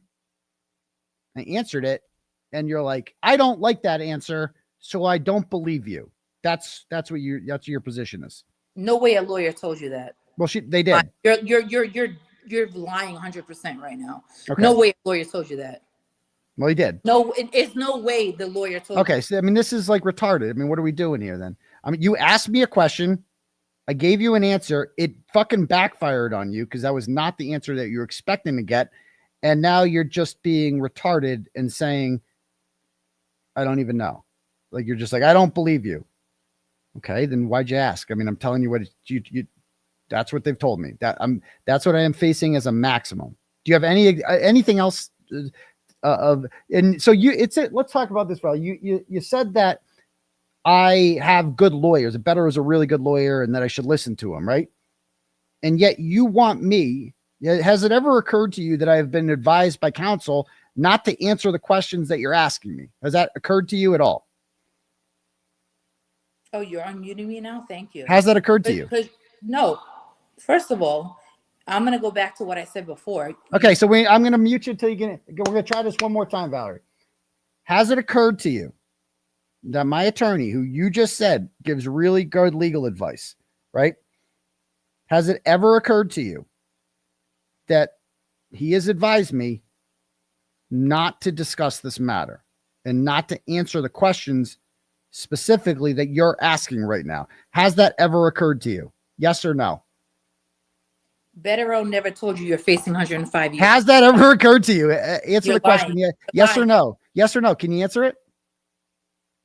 You're lying. Can you answer it? Yes or no? You're lying. You can't answer it. You can't answer it. You Unmute. can't answer it. You can't answer it. Can Can you you? unmute me? You're not fucking muted. Can you answer the question? Yes or no? Has that ever occurred to you? Yes or no? Has whatever occurred to me? I'll try this again. Has it ever occurred to you that my attorney, who you just said gives really good advice, has advised me not to discuss the topic that you keep What the wanting to fuck discuss? does that have to do with anything? It doesn't matter. You keep using your lawyer as like a scapegoat. That shit doesn't matter, yo. We know what you did. I shouldn't listen to my lawyer? Stop So with the stop. Okay, so okay, this is when she gets a little ghetto here. So, yo, stop, you whack. So let me explain something to you, Valerie. Since you're obviously not a very, I mean, sometimes you say okay things, and then sometimes you just go full retard. All right. And I'm gonna give you one more chance. You said earlier that 𝗏𝗏𝗏's a smart person. Has it ever occurred to you, yes or no, that 𝗏𝗏𝗏 has advised me not to discuss this topic? Yes or no? Do you think she's going to answer it? Yes or no? So 𝗏𝗏𝗏 is a smart lawyer, and I like him a lot, and I respect him. And I know for a fact that he didn't tell you you're facing 105 years. You're alive. Can you answer the question? I answered it. No, that wasn't my question. What was my question? You're lying right now. What was my question? What was my question? What was my question? What was my question? You're a liar. Okay. So no, All right. I'm not going to answer that. Yeah, I didn't think so. Because you can't answer it. You can't answer it. So anyway, Valerie, I have fucking owned you. I have made you look like a fucking fool in front of a whole bunch of people. I have shown the world that the totality of the people who give a fuck about what the topic you're interested in are a bunch of ratchet ass hoes like yourself, because that's what you are. You are the epitome of a ratchet ass pick me hoe. You are the typical kind of person that is attracted to the JFK nonsense, because that's the kind of stuff that you like. I couldn't be happier that somebody like you is not a fan of mine. But what you said before, at the beginning, when you were saying you did this, you concede that I'm right about everything. You concede this all, but you just are so fixated on a recording, which you also don't care about. You don't care about a recording because you recorded your fucking boyfriend and Joe recorded someone else. And you have said that there are situations in which it's normal to record somebody, right? That's what you're saying. I didn't say that. You fucking said that. You said that. That's what you fucking said. So clearly you don't care about a recording because you've done it fucking before. Everyone's fucking done it before. Nobody fucking cares. Nobody cares. That's it. So anyway, and in the best part, Valerie, is when you asked me, did 𝗏𝗏𝗏 and Bradle ever tell you this? I said yes. And you were like, fuck, that was not what I was thinking he was going to say. And what am I going to do now? I guess I'll just go, no, poo-poo, you're lying, Turtleboy, you're lying. And you made a fucking ass of yourself. So anyway, at least you came on. It didn't go. Oh, you did. Why don't you let me speak? Can you let all me you talk? fucking do is speak. Let me talk. Okay, go ahead. What else you got to say? You mute me. So yeah, because nobody wants to hear your ghetto ass. Ain't no one want to hear your ghetto ass. Fucking say something. Don't mute me. Stop muting me. Stop being a ghetto ass hoe. Stop acting like a fucking ghetto ass hoe, and I won't treat you like one. Stop What else muting you got? me. Hey, everybody, he's muting me so I can't talk. Can you stop muting me? All right, gotcha. That's what you do. Yeah. Okay. You what mute me yeah. the whole time. I took screenshots. You mute me the whole time. Like you talk and you mute me so you can. Yeah, you're laughing because you know what the fuck I'm saying, right? Yeah, because we're laughing at you. You know that I know that you're full of shit. No, we're laughing at you because you're a ghetto asshole. You are a ghetto asshole. You are JFK bait. That's what you are. You are a ghetto asshole. Look at yourself. Look at the picture. You are a ghetto ass. You look like you're real class. Bitch, you look like somebody standing outside the fucking club waiting to get in. That's what you look. Oh, you're real classy. You're real classy. Yeah. You're a ghetto ass, ratchet ass I'm That's not what ghetto. you I'm fucking not are. ratchet. You are. You are I'm the just from New definition York of and have fucking an ratchet. accent. Look at I'm you. from New York and Look have at an how you. accent. Yo, I'm from New York, yo. I'm not. Yeah, that's how you fucking talk. But You're I'm a not ratchet ghetto. ass I'm not. hoe. You are. I'm You are not the ghetto, definition of and I'm ghetto. not ratchet. You are the You are wannabe This ghetto. is what you You want me wanna. to You be. want. You are You wannabe want me ghetto. to be this, and I'm not. I'm not. Can you let me speak? I'm not, yo. I'm not. Go ahead. What else you got? What else you got? Anything? Why? Well, why are you speaking that way? First of all, I don't speak like that. Oh, you should hear yourself fucking talk. Well, yo, I don't speak like that, yo. So I do have an accent. I am from New York, and I do have for real, yo. Well, go ahead. But Go ahead. actually, I work in a corporate America. Oh, I work in finance. I make $300,000 a year. Whoa, big shot. Yeah, we got a baller here. I We got a do. baller. I work at New York Life. You can look me up. And I am very professional. Ooh, very. So, but yes, I do have an accent. So I'm sorry that I'm not up to your caliber of like ratchet. Okay. I don't know, right? But I am very educated and I speak very well. And I'm very so well. You're very smart. Yeah, you're real smart. You know, shame on you, right? Because you know, at the end of the day, I respect you, and I looked at you like somebody. Wow, this man! Look what he did for this woman. Yeah, like, exactly. I found out that you did that recording. I still said to myself, you know what? I don't know. Maybe he didn't do it. Maybe he didn't. Right. And then when the recording came out, I was like, oh, he did it. Okay, he did it. And then your behavior after, I was like, wow, this man is like, he's gaslighting. You know what you did? Yeah. Ooh, even bad, with Joe, bad. right? Oh yeah. Oh me yeah. and Joe don't get a. Me and Joe. Nick. His name's Nick. Nick well, Miller. Nick, whatever. We didn't even get along. Me and him were like arguing about Charlie Kirk, right? So like me and him didn't even get along, right? But I was like, I just saw the truth for what it was. Yeah. I agree. You did see the truth for what it was. You saw the truth that Joe Flipperhead, Nick Miller, does not care about recording people. That is not something that he considers a big deal at fucking all. You are completely right. You saw that he is a complete hypocrite who does not give a fuck about people recording other people. That is not something that he is remotely at all disturbed by. You are correct about that. Can you stop muting me, please? Thank you. Because you keep doing that, like for your audience, and just. No, well, yes, it is for my audience because there's only so much of your voice that people could take without their head blowing up. You know, you're mostly here at this point for comic effect, right? We're just everybody's kind of laughing at you. That's why I've kept you on for so long because I've kept you on for so long to point out the absurdity of people that share your position and to just kind of mock you in general. That's all. I don't know how we can have a conversation like if you keep muting me. It's like you want to say what you want to say to make me look bad, but at the end of the day, you're making yourself look bad. Oh yeah, I'm the one that looks bad. You are making yourself. Oh yeah, I'm the one that looks bad here. Read the fucking chat and then tell me who looks bad here. Like, you know what? You need to. Should we? Why don't we do a poll right now? Let's see who looks bad right now. We'll find. No. We're gonna find out. We're gonna put this to the people. This is a democracy. Oh, you don't believe in democracy?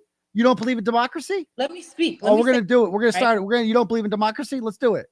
Come on. This is like, you're like a bully, right? No, I'm just asking you. No, but you're being like a bully, right? How? You want to be some journalist and you care about injustice. I don't want to be. I am. If you really cared about injustice and all these things, you would welcome like a debate like this and have respect for the person that you're speaking to. It's not a debate. You're not. Oh, you're right. You are correct. You are correct. I have zero respect for you. That is 100% accurate. Respect is earned. It's not given. And you're right. I have zero respect for you, but you don't want to debate. Again, you asked me earlier, did your lawyers ever tell you that you're facing 90 years in jail? I said yes. And you go, no, they didn't. That's not a debate. That's not an adult debate. That's just you being a child and having a tantrum because things didn't go your way. Because I think you're lying about that. I think that no Then lawyer. then how are you supposed to have a debate? No lawyer. You can ask any lawyer right now. I can ask any lawyer. I mean, the word is ask. The S comes in front of the K, dear. And that's an example like that is why I called you a ratchet ass hoe. The word is ask, not axe. So you want to talk about the way I speak, right? Yeah, yo, I want to talk about the way you speak. Yeah. Yeah, you're not ratchet or nothing, yo. Like so I don't know why you don't talk like that at all. Nah, yo. Let me ask you a couple questions. So you want people to have respect for you and look at the way you act. I don't give a fuck if you're a ratchet asshole like you respects me at all. Look at the way you act. Yeah, look at me. Listen, I'm fucking killing it. I'm fucking killing it. That's the way I act. I am fucking killing it. What are you talking about? I do have an accent. And you know, sometimes I do say things, whatever, but look at the way you mock me and speak about me. Like, As I should. I should. Why should you do that? Because you're fucking a joke. You're like a cartoon character. You are a ratchet asshole. That's why I'm laughing. Actually, I supported you for a long time. I supported you for a very long time. And then it got fucking stuck. And then a recording suddenly fucking fucked with your head so badly. And at the end of the day, you kind of realize, actually, I don't really care. I don't care about a recording. So, but you are so invested in the drama and you want to know every fucking detail about shit that doesn't concern you. That is none of your fucking business. None of this shit was anyone's fucking business. And ultimately, at the end of the day, you are the kind of crowd that Karen Reed was hoping to appeal to. Like, and that's the ultimate tragedy in this all, is that she tried to appeal to you. Because that you're one of a very small select of people who actually gives a fuck about this. That's it. Can I say one thing before I end this? Because I know, listen, we've been speaking for a while, right? I'm going to tell you what I care the most about, right? Yes, I care about injustice. And, you know, at the end of the day, for me, it's how you treat people. How you treat people. How you fucking treat people. And the way you have treated people, to me, like, I get it. I argue. Like John McCabe? I can argue with people all day. But your behavior and how you treated people when people had questions or them recordings came out, how you treated people and the smear campaign that you had and what you did, I paid attention very closely. And you know what? I respect it. And that's what I judge you on. Did you like how I treated Jen McCabe? Did you like that? Yeah. Did you like how I treated Jen McCabe? I'm disappointed in you. Did you like how I treated Jen McCabe? And I think you're better than that. And you know what? I'm trying to ask you some questions here. I'm trying to ask you if you could please answer my question. I'm trying to ask you, did you like the way that I treated Jen McCabe? Yes or no? The way you're treating me right now on this live, if any. Let me try it again. I could try to ask you again because no one gives a fuck about you. People want to know, did you care about the way that I treated Jen McCabe? Yes or no? Nobody will respect you after this. Do you care about how I treated Jen McCabe? You're a disgusting person, actually. I'm actually the fucking man. That's what I am. And you fucking love it.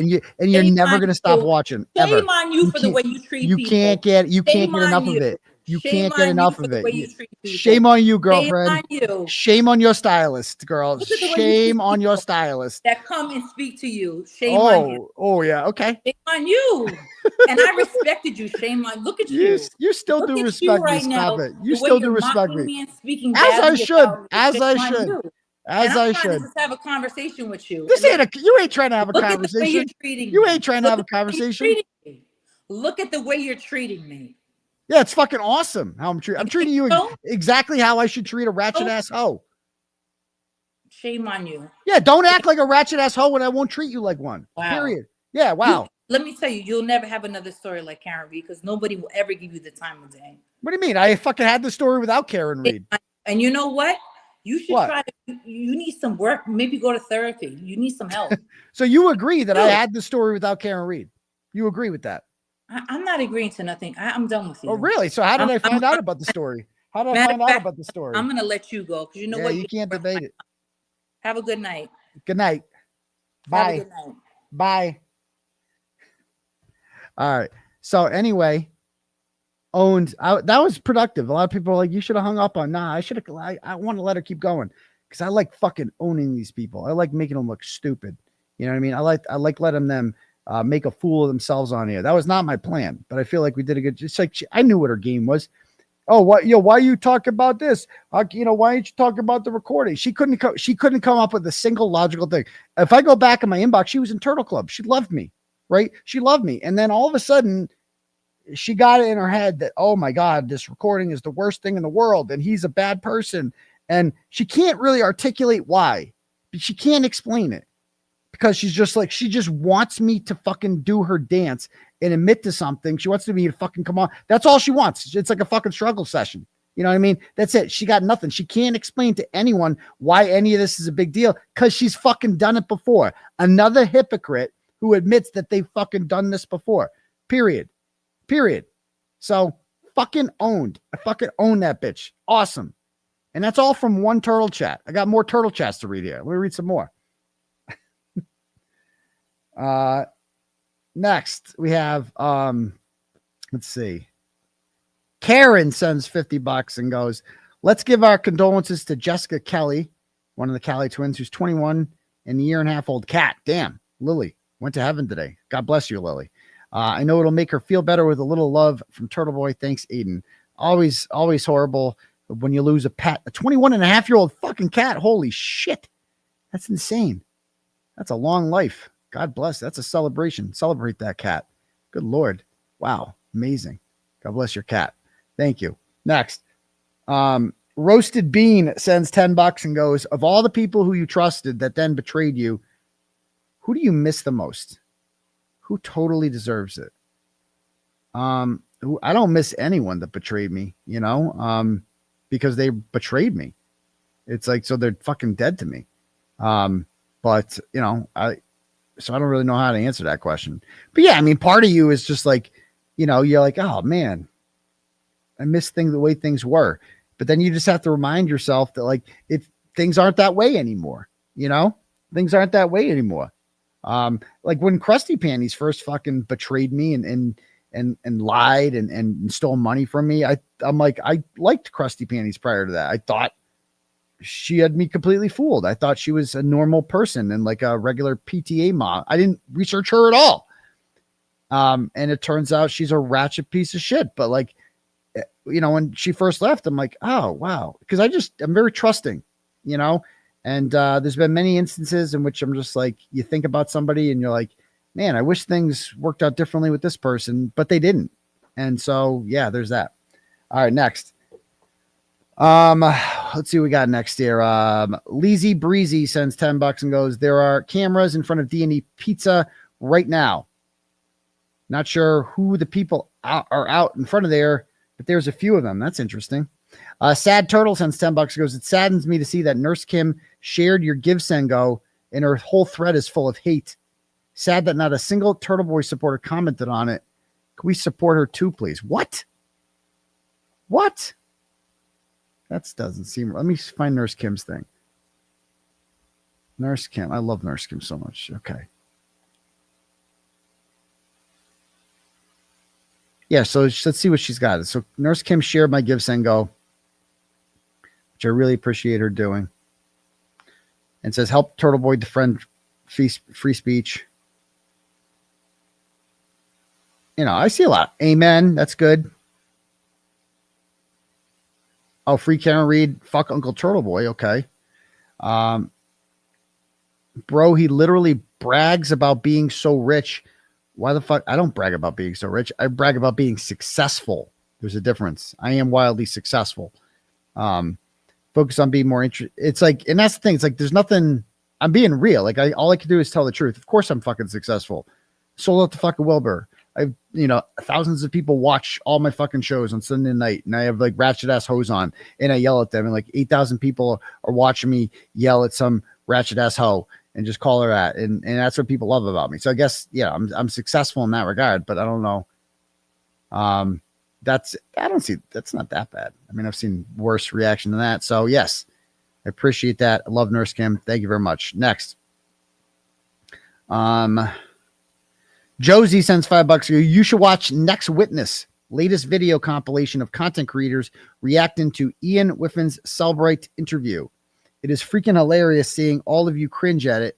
I was dying the whole time. Also, can't wait for the new motion coming tomorrow from your team, and also 𝗁𝗁𝗄𝗄𝗄𝗃𝗁𝗄𝗄𝗃𝗁 Motion. Mega Motion.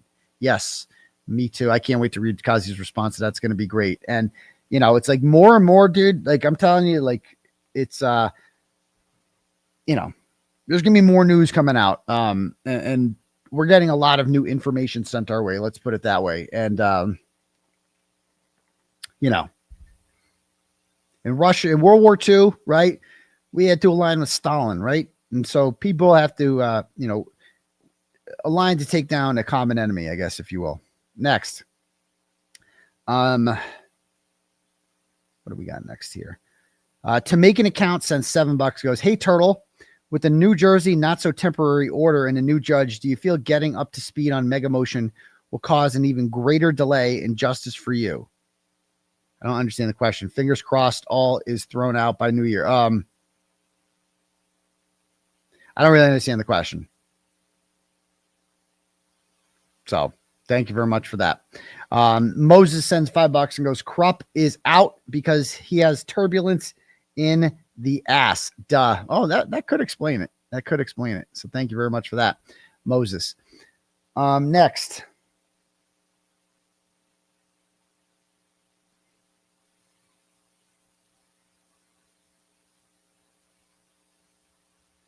Hold on. Got a bunch here.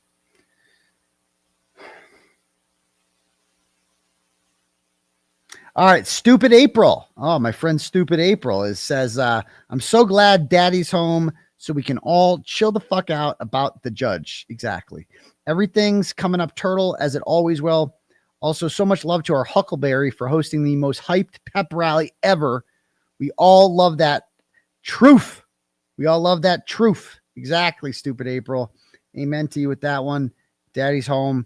And yeah, I mean, we jokingly started calling me that simply because like when I'm gone, shit gets crazy, you know, and people just need to calm down. And I like to calm people down and keep people real about it. People were freaking out about that judge. It's not a big deal. Lucky Lockman's from Canton too.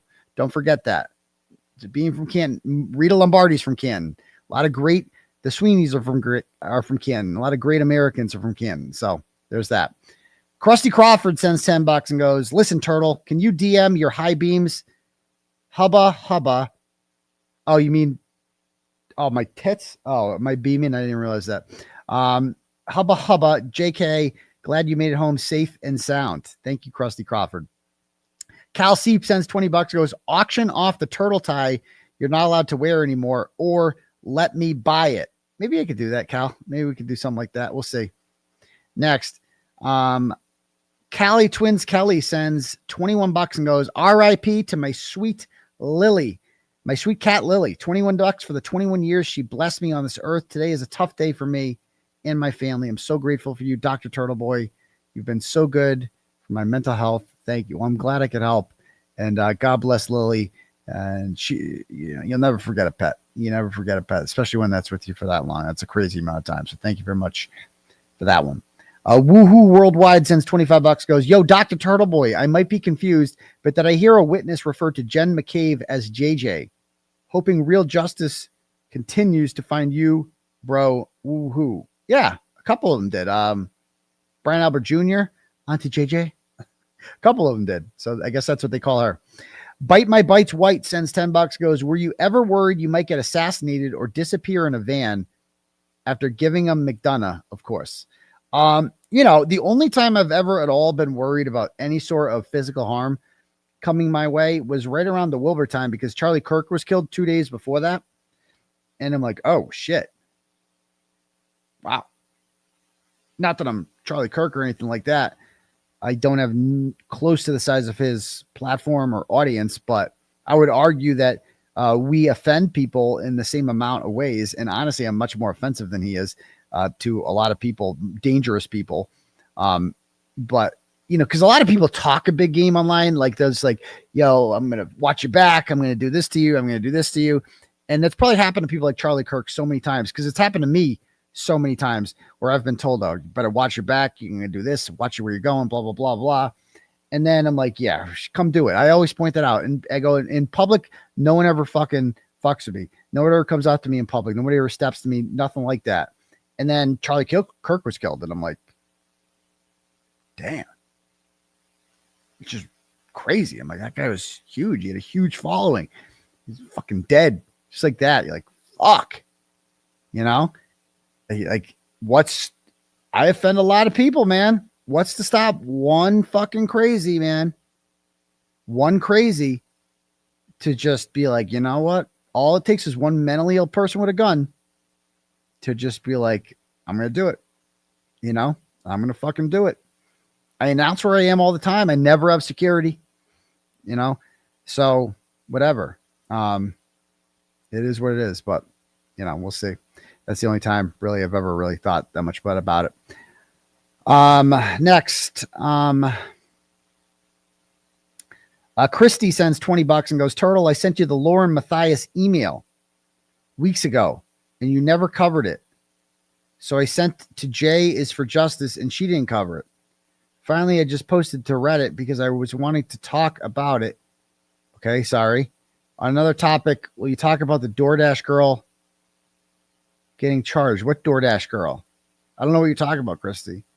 And I get a lot of emails, so I'm sorry if I didn't write about the email. I don't know what email you're talking about, but thank you for the $20. Yellow Lead Betteros sends $25. Goes, please tell us 𝗫𝗫𝗃𝗃 Fallout and who did 𝗵𝗃𝗃 bang? We are dying here. If I could answer either of those questions, then I would have by now. Especially the second one, I definitely can't get into. But the first one, that's a story worth telling, and we'll tell that one day, probably in my book. That'll probably be the first time where I openly talk about that, and because I was there for it, and it's just I know the whole story. It's crazy, but that's the other thing. I'm like, I've been not talking about it because I'm like, we want to work this out. I just don't care if it works out. I mean, that's what it comes down to. I just don't care. Just don't care. I don't want to put the band back together again. I think it's irreparably broken. It's a shame. It is a shame that this has happened because her and I went through so much together. You know, our causes were, you know, like I was a major part of her life. Every day we spoke on the phone, right? And because she wanted to, because she wanted someone to talk to about her problems. And when I got arrested, I feel like the bond got a little stronger because it was like, now we're both going through this together. We have a commonality. We're at, they're coming after me too, you know? And it's like, so we talked all the time about it. And then the whole thing blew up into like a national phenomenon. And it's like, she completely forgot all that. Like, she just completely forgot our history and everything. It's just like talking to a completely different person now. It's like, it's not the same person that I got to know. Like the person I got to know, we were on the same page with a lot of shit. And now it's just like, she's telling me that I owe her a thank you. What? Excuse me? She made me who I am. Excuse me? Like what happened to you, bro? Like, it's just weird because you have this history with a person and you remember the good times and you remember like, you know, you're like, yeah, we should be working together. But then you have to remind yourself, it's just not the same person anymore. You know what I mean? You're not talking to the same person. It's a person who is completely fucking different than the person that you thought you got to know. So it's hard to get over that. You're like, it's hard to remind yourself of that like, yeah, it's not the same person. And I love the antis because they're like, oh, see, they're seeing what a cold and calculated person she is and all that. And I'm like, no, what I'm seeing is why this was so easy for the Commonwealth. Like, that's what I'm seeing. Why none of these people had a problem sleeping at night. Why Paul O'Keefe and them were so, you know, Valerie's backstage. Valerie, we're done here. I mean, you can message in the private chat about what you want to say, but there's nothing else to talk about. You know, so yeah, we could do all that. But anyway, again, so like anything from her that doesn't start with a fucking apology for like, by the way, and that's what I was getting at earlier, was the response was not proportional. Suppose this did happen, right? Suppose somebody recorded you, right? And okay, you're mad about it, right? You feel betrayed. I get that. Why somebody would feel that way. The reaction was not proportional of like, okay, so her response to her belief that this happened was she's going to just align herself with, you know, people in the Karen Reed community, and she's going to use them to cause chaos and smear other people and just divide the very community that was created to support her. That's it. And that's what happened with Will. Like, Will fucking reached out to her and was like, hey, can you, after the JFK performance, she's like, dude, what are you doing? Like, why are you doing this? Like, why are you dividing the community? Why are you burning this whole movement down? And she lost it on him. She flipped out on him. Maybe he doesn't want me saying that. Sorry, Will. But that's what fucking happened. She flipped out on him because he was like, can you stop dividing the movement. And her response to that was basically, I don't need the movement. I have my own support system. When I go, I don't need Turtleboy anymore. When I go out now, fucking everybody loves me. Everybody asks for fucking pictures with me. Everybody supports me. I don't need you guys anymore. And she made that very clear. So like that's the fucking truth of it all. And I'm so sick of not talking because these people want to talk about it all the time. And I just sit here and I'm like, yep. And I'm like, why am I protecting this person's reputation again, who clearly doesn't give a fuck about me? Why am I doing that? Yeah, I just don't care anymore. I just don't care. She's innocent. We helped save her life. I hope she sues the fuck out of him. I hope she's rich when this is all done. She deserves every fucking piece of every dollar that she earns, as she fucking should. But like, yeah, I don't know. I don't know what else to say about that. It's fucking gross, but that's just my thoughts. Next. Santa Claus sends $5, goes, Karen's car did not hit John. However, she would not have been arrested or have his phone seized if she didn't drink and drive that night. Yet you and thousands of others supported her despite her mistake. It's time for her to step up for you. You know, besides the, you know, that's your opinion at the end, step up for me. You know, but you're absolutely right about the part that like, I'm so sick of being like, you're a bad, you did this. You're a bad person. Bitch, she did drink and drive, right? We've done, a lot of us have done it before, but she drank and drove. Like, that's bad. You're not supposed to do that. Right. So we're fucking human. And it's just like, but, oh, she's forgiven. Like, it's like, and she also, let's be honest, like, can we talk about the fucking elephant in the room? She dropped him off at a fucking house where inside was a man who she was hooking up with. And John either did or didn't know about that. I don't fucking know, but she just dropped him off there. That's it. And then he didn't respond in 10 minutes. And she lost it on him. He's inside the house, though. That's the most important part. He's inside the house. And so she calls him up. He doesn't answer. And she's like, you're a fucking pervert. Fucking hate you. Ah! Like, just screaming at him. She thought he was alive. That proved her innocence, but it also proved she's fucking nuts. Like, that's crazy shit. That's not a normal reaction. Sorry, ladies. I know a lot of us out there were like, you know, we're like, oh, I can relate to that. I can relate to that. I can't. If I'm with a girl and she drops me off somewhere, that she's just like, you're a fucking asshole. You're a douchebag, you know? Oh, so unthoughtful. Something like that. Not like, you're a fucking pervert. I fucking hate you. That's not a proportional reaction to what John O'Keefe did. Suppose John O'Keefe was inside getting fucking shit-faced, playing flip cup, hanging out with the boys, smoking pot, doing whatever, just fucking ignoring her. She's texting him, and he's like, ah, fuck, Karen's up my ass again. You know, something like that, right? They just fucking dump him. I don't fucking know. Just like, whatever. That was a bizarre fucking reaction. And I'm sick of fucking pretending it's not, because it's not. But it all proves she's fucking innocent, antis. All you fucking retards out there. All this shit, my criticisms of her, right? And all this proves is that I fucking believe that she's innocent. I know she's fucking innocent. Because clearly I'm not a fan, right? And yet I'm still out here being like she's fucking innocent because she fucking is. It doesn't matter. So, anyway, back to this. I'm just so sick of just keeping shit to myself. I'm not doing it anymore. I'm not doing it. I don't give a fuck about interview. I don't give a fuck about any of that shit. None of it. None of it. Anyway, back to this. But the key part is he went into the house where Brian Higgins was. And Valerie has left the background. Mistake sends $10, goes, I find it interesting that now that there's anticipation and excitement about a 𝗫𝗍𝗄𝗃 show and podcast, there's a new YouTube presentation featuring Karen and full access to her team. A doubtful coincidence. Yeah. I mean, whatever. It's like, I'm watching that for sure. I mean, I think they expected me to be like, oh, this is such a betrayal. Well, I don't give a fuck. I'm used to it by now. Okay. And I don't care. Like, it's just so obvious what it was. And, you know, you guys might have seen the picture, right? And a lot of people, I mean, like, what is Nick Rocco thinking, bro? Nick, I love you, dude, but what the fuck? What are you thinking with this picture? So, you know, Yannetti posted that picture the other day. You guys might have seen it, of him and Buzang at the courthouse. And they both are like smiling, right?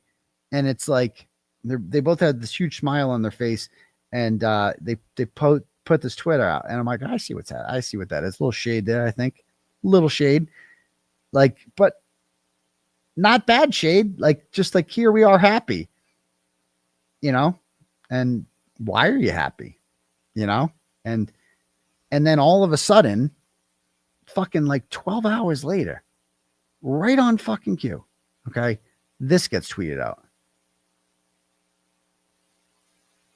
Okay. 2 injured limbs, 2 brilliant minds. Like, right on fucking cue. Okay. And people are like, the reactions, like, dude, no. Even you have to realize how petty this post is. Somebody goes, it took 13 hours to be pissed about this. You know, it's just so fucking obvious. It's like, what do you think? Everybody knows Nick Rocco didn't take that picture. He had it sent to him and was told to fucking post it. Everybody knows that. And so it's like, what are you doing, man? You know, what are you doing? Like, what is that? It's just so obvious. I don't know. That's just my thoughts. I don't care. As you might have seen by now, figured out, I've reached fuck it mode. I don't care. I don't give a shit. I'm done fucking pretending. I'm done. So she's innocent. I'm going to stand by that for the rest of my fucking life. I'll die on that fucking hill. But it is what it is. Now that there's no more murder charges or anything like that. And honestly, the fact that she can't even be like, hey, by the way, just take 30 seconds out of her day to be like, you know, those charges that he has, those are bullshit. He's actually not a criminal. That would go a long way.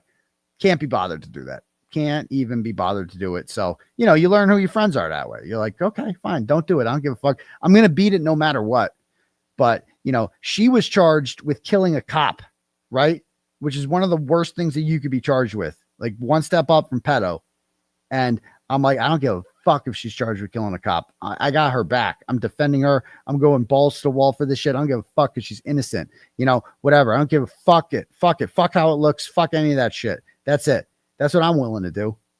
But I haven't heard a fucking peep about, like, you know, hey, by the way, he's innocent. So it is what it is. Next, Patricia sends $5 and goes, are you gay for May? How can I not be? How can I not be? He's great. Definitely not dicks for Nicks. I'll tell you that much. I mean, I find Bo Nix very boring. I did a tweet about it today, and people are like, oh, it blew up in your face. They won. Yeah. In Bo Nix fashion, field goals, 5 field goals. Congratulations. We don't do field goals around here. We do touchdowns. That's what Drake May does. Touchdowns only. Next.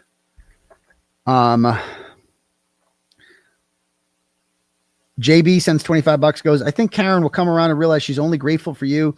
She's just drowning in trauma. Come on. I appreciate it. Come on. You guys got to stop with this. We're so past this. She's just drowning in trauma. She's not. Behind anger is always fear. I think she'll apologize to you when she's out of the fog. Tell me this is satire. I feel for you with the whole thing leaving you out thing. I really do. I'd be hurt if I was in your shoes. It sucks because if roles were reversed, you'd be loyal and loudly appreciative. You don't have to say if roles were reversed. Roles were reversed. And I did all that. And like, we got to stop with this, guys. We got to stop with the excuses for this shit. A lot of people saying, oh, she's probably just keeping. I'm sure she's thankful. I'm sure she said thank you to him, right? Nope. I love when people say, I'm sure she's privately said thank you to him. Nope. No, not that I'm asking for it, but you're wrong. That never happened. I'm sure she's thankful. Nope. Nothing like that. So you're wrong. If you like, oh, I'm sure she's just going through trauma. Nope. It hasn't sunk in yet. You haven't figured it out yet. She just doesn't care and more importantly, she just doesn't think that she thinks that I benefited from our relationship, not her, that I was the beneficiary. Because Karen views access to her as the most valuable commodity a person can have, right? And so me having access to her was worth something. And she's like, you know, blah, blah, blah. And then Howie gets access to her. It's like, that's the most valuable thing a person could have. And now Nick has it. And so Nick having this show is like, that's the most valuable commodity. That is how she repays Nick for what everything he's done for her. And the most important thing Nick has ever done for her is never upset her and never say or do anything that would be, slightly upsetting. So there's that. Next, Nicole sends $5, goes, "Hi, Daddy. This message is for Valerie. Who the fuck do you think you are? And why do you think that Turtleboy owes you any kind of explanation?" Exactly. You really need to get a life. No matter how much shit you talk about Daddy on a daily basis, you still find yourself here every fucking show. Stupid cunt. Get the fuck out. Anyway, love you, Daddy. Exactly. And she's just like, yo, this is not good. Bitch, look at everybody loves me. In case you haven't figured it out yet, in case you can't read the room, no one cares at all. Like, and I had you on here tonight, mostly so you'd embarrass yourself, which you did. So there's that. Thanks. Patricia sends $5, goes, "Why did Alan Jackson go in your YouTube presentation, even in light of your rift with Karen, especially if the others were told they couldn't do your show?" So we didn't have a rift, really. She didn't care for me much, but as I've stated before, they got an email from someone, and Karen told me this, telling them this is not a good look how you guys are like not having Turtleboy on, and David and Bob are going on all these other channels and talking about it. It's just a bad look. And this is from somebody who's like a supporter and giving money to you guys and blah, blah, blah, blah. And so Karen, this is what she told me. She told me that they got this email and that Karen told Alan, go on his show. Right. And because again, that is the gift. That's her gift to me, right? Is like, you can have access to my lawyer, right? That's the gift. The access to me is the gift. And, you can go ahead and do that. And you'll be, I don't know, like you'll be cool. And so, yeah, so she urged him, she told him to come on, I think, and this is just what she told me, partly because she was mad that David and Bob were going around on doing this YouTube tour. And Alan had that one comment on here when I interviewed him, and he was like, he had some sort of comment where he was like, he threw a little jab at them about others going on, because she didn't want them doing that. She wanted her whole team to be exclusive and not talk because until she did her big interview reveal, right? But they were like, yeah, you know what? We just saved your life for free, so we're gonna do whatever we want because we also sacrifice a lot to this, and now it's time for us to fucking, go and get a little attention for ourselves too. Talk about this, whatever. They're not even making money off it, So I think part of it was part of the reason that they had Alan on my show was to spite Dave and Bob. I mean, that's just I don't think that. Karen told me that. That's what she told me was, and I remember sitting in the Registry of Deeds parking lot. I was about to go into a court hearing, which she wasn't going to attend. And she told me that was the reason why. And then she told me all about everything that happened. And I'm like, you can't tell anyone this because people love David and Bob, and you can't tell anyone what you just fucking told me. And I haven't told anyone that. Okay. And I'm like, don't repeat. You can't repeat that ever. And that's that.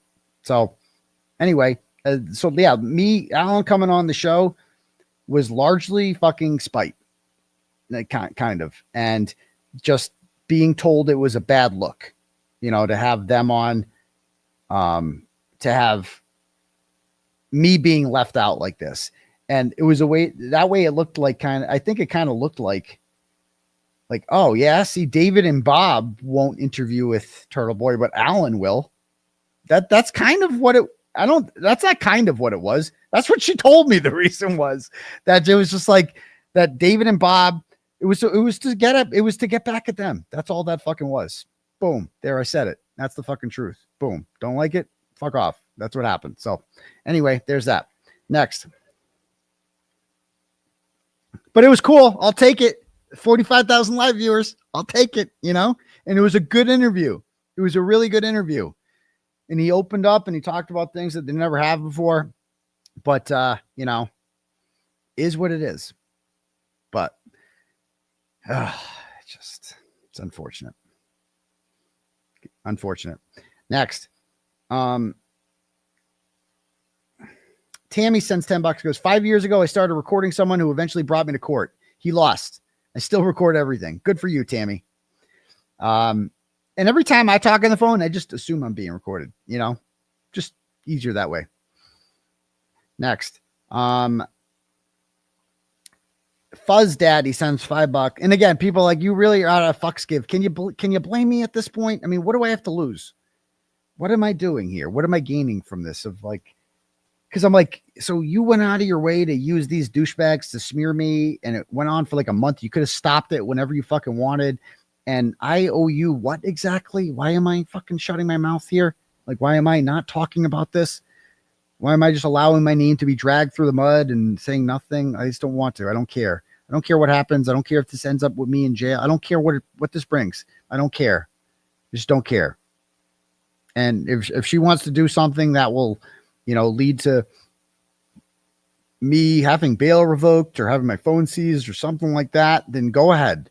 Go ahead. Then you'll really look like a fucking douchebag, won't you? If she actually did something like that, go ahead. Go tell the fucking police something, you know, go file a fucking, you know, go do something, you know, go make me look like go get me arrested. Go get me put in jail after I fucking saved your life. Go ahead. Go fucking do that. Cause I did partly help save your life because we raised 1.1 million fucking dollars for you. And if you don't see that, that's fine. But that is what fucking happened. And everybody knows it. Fucking everyone knows it. So there's that. Next.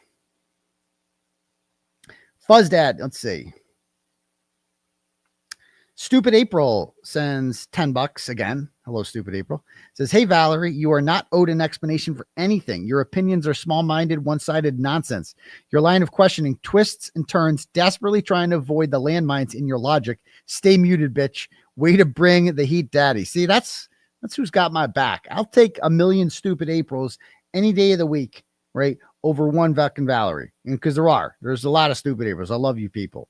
All right, I love you guys. Next, Valerie's Fridge Thompson sends $5, goes, help me. She's coming back again. Keep her muted. Stop it. Michelle sends $100. Thanks. And goes, listen, Turtle, you are so close to free. Never forget any of us that still show up. I never will. Free Turtleboy. Deanna Corby had to help me with Turtle Chat. Ha. Lots of love. We are printing cards to promote for our defense fund. Monday night nacho night. We are raising money. Everyone come down. That's tomorrow. Oh, it's right. Maybe I'll come tomorrow. I'm going to be in touch, Michelle. Thank you very much. I love the North Shore Nachos people. You guys are the best. The best. I got to get my ass down there. Next, Valerie's dumb cunt sends $10 and goes, for listening to this stunned cunt for as long as you have. She's a nasty bitch who is secretly longing for a finger blasting with Fridge Daddy. Fuck you, Valerie. Go back to your cave, you ratchet bitch. I mean, a lot of people like a good finger blasting, so I can't blame her for that. Next, Emily sends $5, goes, you recorded your boyfriend, Valerie. Do you not see the hypocrisy? No, you don't, because you're an idiot. No, and they don't. The way they make excuses for it, well, her excuse was, well, you're allowed to record your boyfriend, and you're allowed. See, Joe Flipperhead is allowed to record Olivia because he doesn't think she's real. So therefore it's okay to do that. And he thinks that Olivia is being dishonest with him. So it's okay to wiretap in that situation. That's what these people say with a straight face. But it's not okay for someone to do it to Karen Reed because she used to be on trial for murder, but she's not anymore. And so if anyone were to do that, that would be a much bigger deal because she said so. Because the fucking hoops that you have to jump through to reach that conclusion are just remarkable. Like the mental gymnastics that you have to complete to somehow justify why it would be okay in some situations and not others. Like, do they have any idea how retarded they sound? Any idea? No, they don't. Next. Aaron sends $100. Yes, score. It says, this is my fuck you donation of Valerie. And the 9% of the poll who are clearly retarded. Is that what it was? 9% said that? In the chat, let's see. Ooh, 85%, actually 15%. There you go. She must have been sending in the troops. Love Aaron in Charlestown. See, thank you so much, Aaron. See, that's the thing, Valerie. You're helping me out. People are giving me money just to spite you. So thank you. PJ sends $5, goes, so these people are just looking for something to hate you for. I'm sorry this happened to you. You deserve better. Anyone who matters will always respect what you've done. Well, thank you so much, PJ. Megan sends $5, goes, ratchet ass hose. Thanks, Megan. The other Mary B sends $5, goes, auto call recording 15 years ago. Lies. They love trying to get people locked up. So gangster right now. So gangster, right? They're a bunch of weird ass clingy feds. Amen, sister. Amen. All right. Next. Love it. Let me take some turtle chats here. Some cash apps, rather. Okay. Marianne sends $10, goes, I think Valerie might not be blonde. Well, she must be catfishing then, right? That's what they say. Thank you, Marianne. Jennifer sends $10, goes, Cali twins, send love to Lily Cat. God damn, Lily Cat. You got 3 shout outs tonight. 21 years of love. God bless you, Lily the Cat. Lorena sends $5, goes, odds that Twisted Tragedies will stream about Valerie tomorrow. Oh, 1000%. His latest victim, turtle, sewer turtle, whatever it's called. That's his latest victim. She is like the dumbest person who has ever attempted to take me down. It is painful listening to her, truly. Next. Stacy sends $25 and goes, shut the fuck up, Valerie. It's no one's business. Exactly.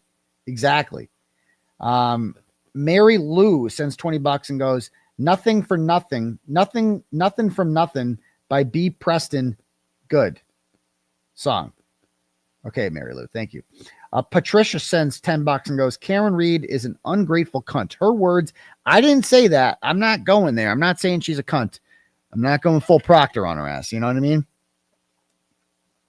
Because I still respect her family very much so, and her friends and all these people. I have great respect for them, but ungrateful, it's kind of like, it's like the definition of it. And not just to me, to all you people. She's ungrateful to all of you, right? She has not said thank you. Like, oh, she said thank you quickly on the steps before she bragged about how she did this all herself. Like that, but that's it. Okay. If you think that is a sufficient thank you for all the work that you fucking people have done, I feel bad for you, right? Then you were not raised right. Your mama didn't teach you respect. Okay. Cause that's fucked up. You deserved a lot more than that. Thank you, Patricia. But I'm not calling her cunt. I'll never do that. Philip sends $50 and goes, did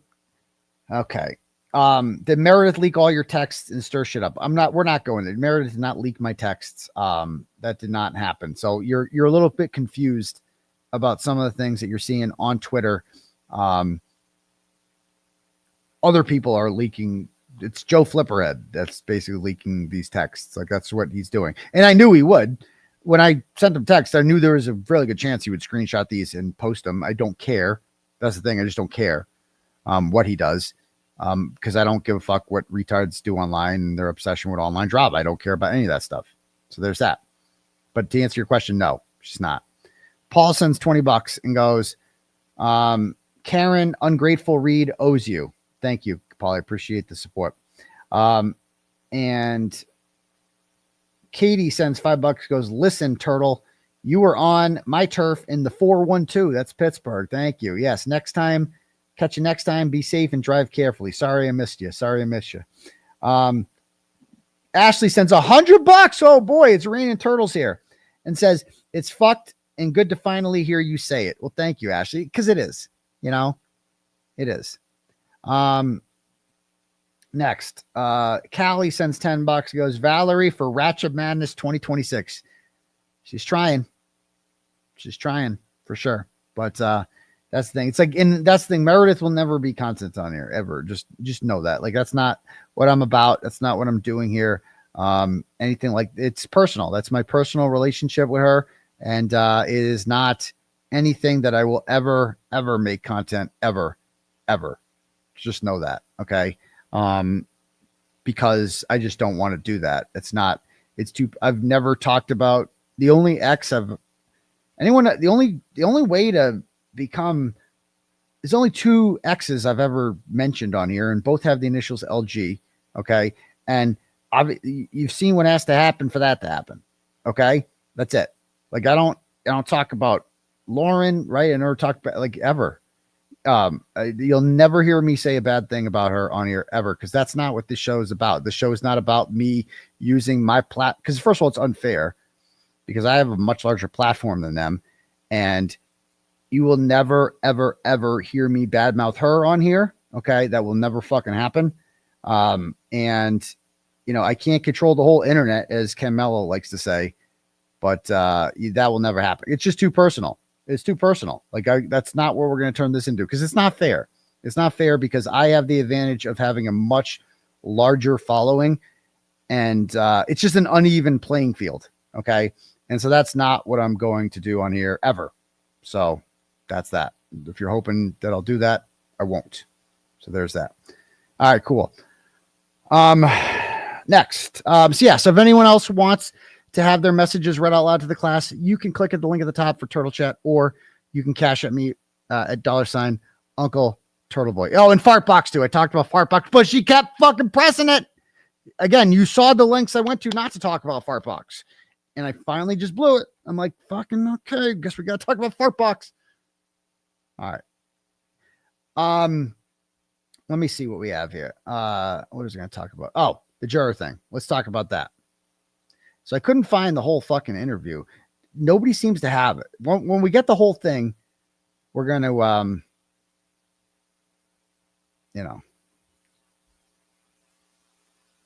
talk. So someone sent me this link. This guy is a YouTuber.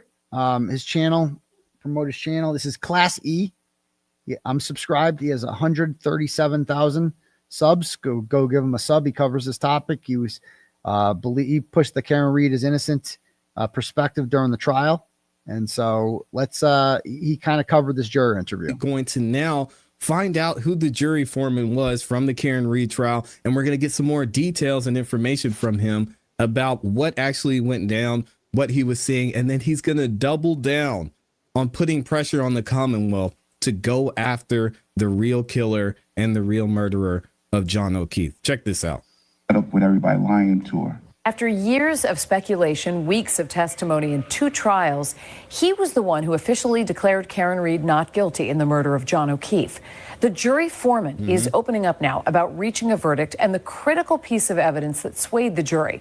Brandon Truitt reports.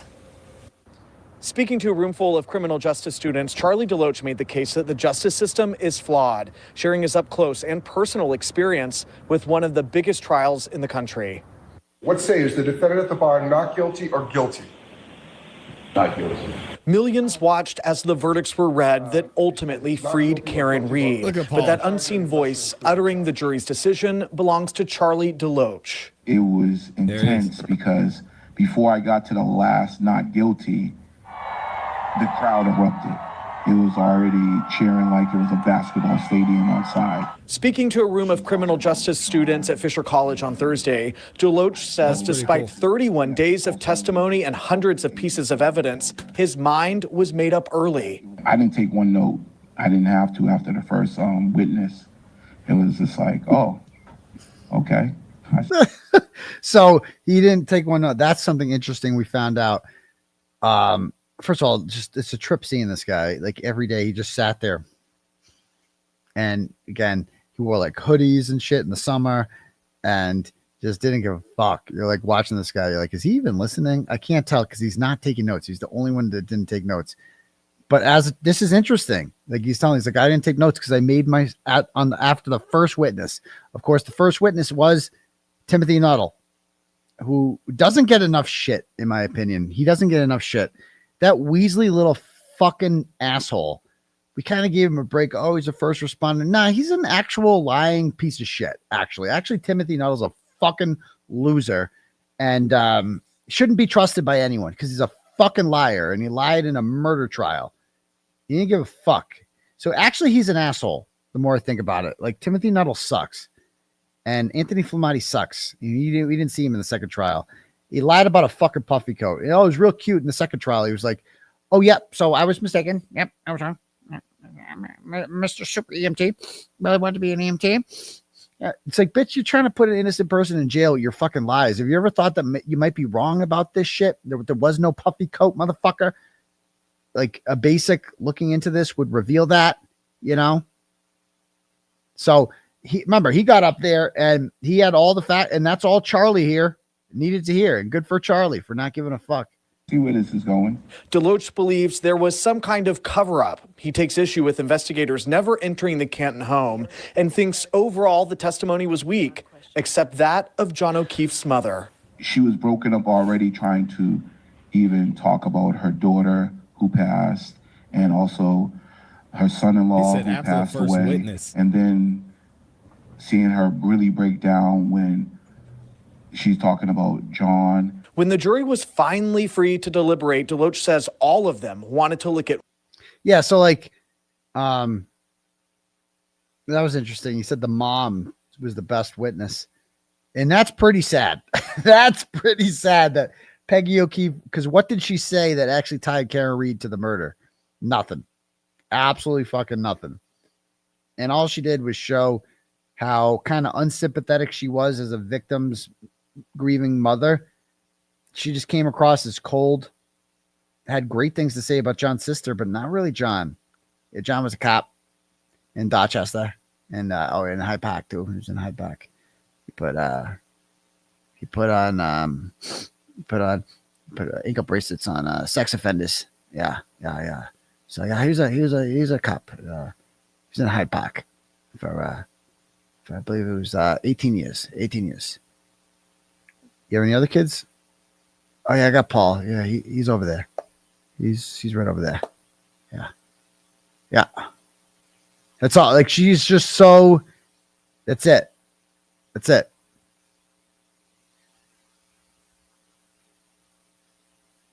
One piece of evidence, the taillight, and claims many jurors came to the conclusion it had been tampered. And we heard testimony from Sergeant Barrows. We reviewed it just a couple of days ago, saying, hey, when something happened between when the car was towed and then when the car was photographed in the Sally Port, he said, I don't know what happened, but I know it didn't look like that. This is way different than the taillight we seen on the ARCA report. And on Karen Reed's demeanor in court, 𝗵𝗏 says it took him weeks to decode what he called a consistent snarl on her face. So it was just a person that was just fed up with everybody lying. Right, what's your way? 𝗵𝗏 says it took him weeks to decode what he called a consistent snarl on her face. So it was just a person that was just fed up with everybody lying to her. And 𝗵𝗏 say he got the faces, you know, he understood why she was making faces like that. He got it. So she's this again. I just want to point out once again, and this doesn't get pointed out enough, and the antis don't know this enough. Hank picked him. Okay. This was the first one chosen. I was there that day. He's the only one I saw get picked. And I'm like, I like the look of him, you know, because there was no black jurors last time. And I'm like, odds are greatly increased. If you have a black juror, they are much more likely to have negative interactions with the police. Just statistically speaking, that is it doesn't mean all black people have, but you increase your odds. So you got to play the fucking odds. Right. And so that was a good start. And just a reminder, like Hank had they each got like 10 strikes. I think Hank had 10 strikes. He could have used one on this guy. That's like, I could understand if it was one of the last ones. He's like, I'm out of strikes, whatever. Bro, this guy should have been gone day one if you're Hank. How do you not get rid of this guy? Hank picked him. And DePietro's tweeting out how, Hank Brennan's playing chess and the defense is playing checkers. Jury duty is going great. Bitch, you picked this guy. This fucking guy. This guy's perfect. This is the ideal defense juror. And Hank picked him. And I'm going to need the antis to own that one. I am going to need them to own this. That Hank fucked up bad. I need some sort of before we go any further, they need to admit that Hank dropped the ball for the O'Keefe family and for the prosecution during jury selection. Because he picked this fucking jury. Adam Lally picked a much better jury for the prosecution. A much better jury. And I'm going to need them to own that that Hank fucking fucked up. These people, they will never say a negative thing about Hank. It's bizarre. It's bizarre. Which believes that if the state used a lesser charge of manslaughter rather than murder, Reed could have been found guilty. It is his belief, though, that the person responsible for O'Keefe's death is still out there. In Boston, Brandon Truitt, WBZ News. I mean, what do you mean alleged? The killer is still out there. Yeah. Karen Reed was found not guilty of John O'Keefe's murder. What are we talking about? This is an unsolved murder. Karen Reed clearly wasn't guilty of John O'Keefe's murder, regardless of what the Karen Reed haters say. Yes. Someone murdered him. Yes. Somebody knows what happened to John O'Keefe. Amen. And it's most likely the people who were there at the time of his death know who that is. Or let's be clear here. Charlie DeLoach knows full well who killed John O'Keefe. He knows what we all know, that John O'Keefe was killed inside the house. That's it. John O'Keefe was killed inside 34 Fairview Road. He probably knows. Yeah, it was probably Higgins, wasn't it? He doesn't know about Colin because they really didn't push Colin much at all. But I assume he believes Higgins, and that Higgins didn't do it alone, because that doesn't make any sense. Sorry, loophole lawyer. Doesn't make any sense that Higgins did this alone. They would not go to these lengths to protect Higgins, especially after Higgins ditched them all. After Higgins was like, remember the Kevin Albert text about, hey, we're all worried about you. Why aren't you returning any calls? Higgins didn't do this alone. No fucking way. He'd be the first one they'd toss under the bus. Fuck Higgins. You know? Higgins didn't trust any of these motherfuckers. That's why he bounced to the Cape and stopped returning their phone calls, because they were all stuck in the lie together. All of them were involved. What do you mean? We know that somebody else did this. We're going to hear from the foreman again and give some more detail. And then what I'm going to do for you guys, we're actually going to rewind and go back to his first interview when he was unnamed at the time. And he talks exactly about what I just mentioned, why a lot of this didn't make. Jury foreman has now revealed his identity, and he wants investigators to find the person responsible. Including just how intense those deliberations were, what the jury thought about those witnesses, what exactly happened that day in June when a verdict was reached.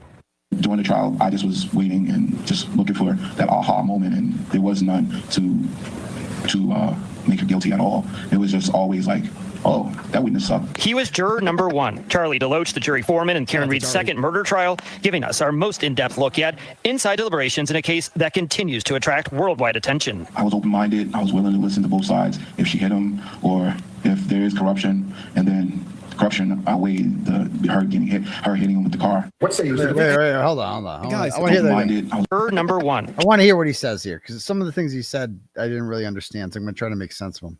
Put this at normal speed.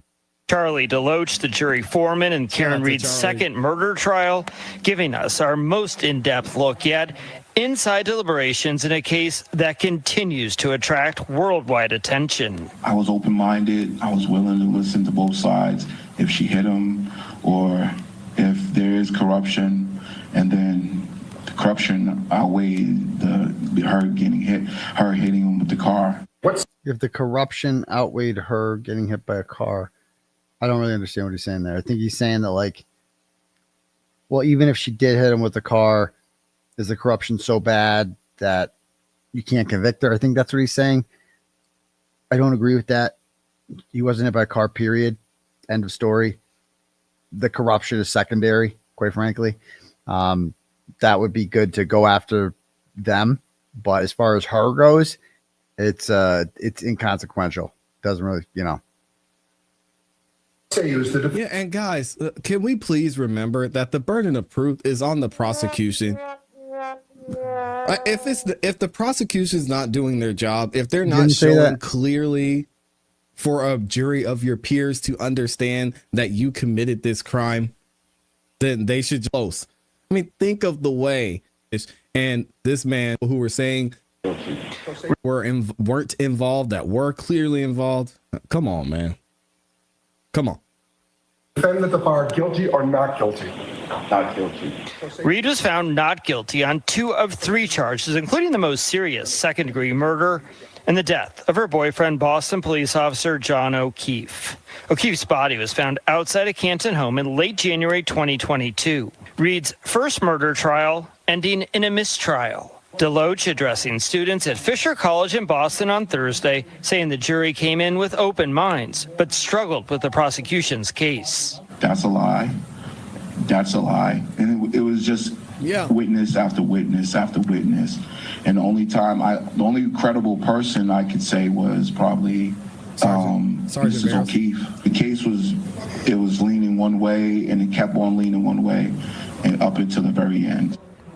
He said the only credible person was Mrs. O'Keefe, but with all due respect to Peggy, why did she call the girls to her house to have a meeting before they talked to the police and make sure they all got on the same page and had their stories right? Nah, Peggy. It's a good point. Peggy had something going on too. So with all due respect to the foreman, I think we did take a lot of notes here, and Peggy wasn't clear cut either. Yeah, but it's like totally. He just doesn't want to. He's putting his name out there. He doesn't want to. That's like one of those unspoken. Like that's next level. Like when you're willing to do what I did and call out Peggy O'Keefe, you've kind of gone to the next level of like, yeah, we're keeping it real around here. Charlie DeLoach isn't ready to keep it real 100 yet. Like he's like, I'll keep it real like 75.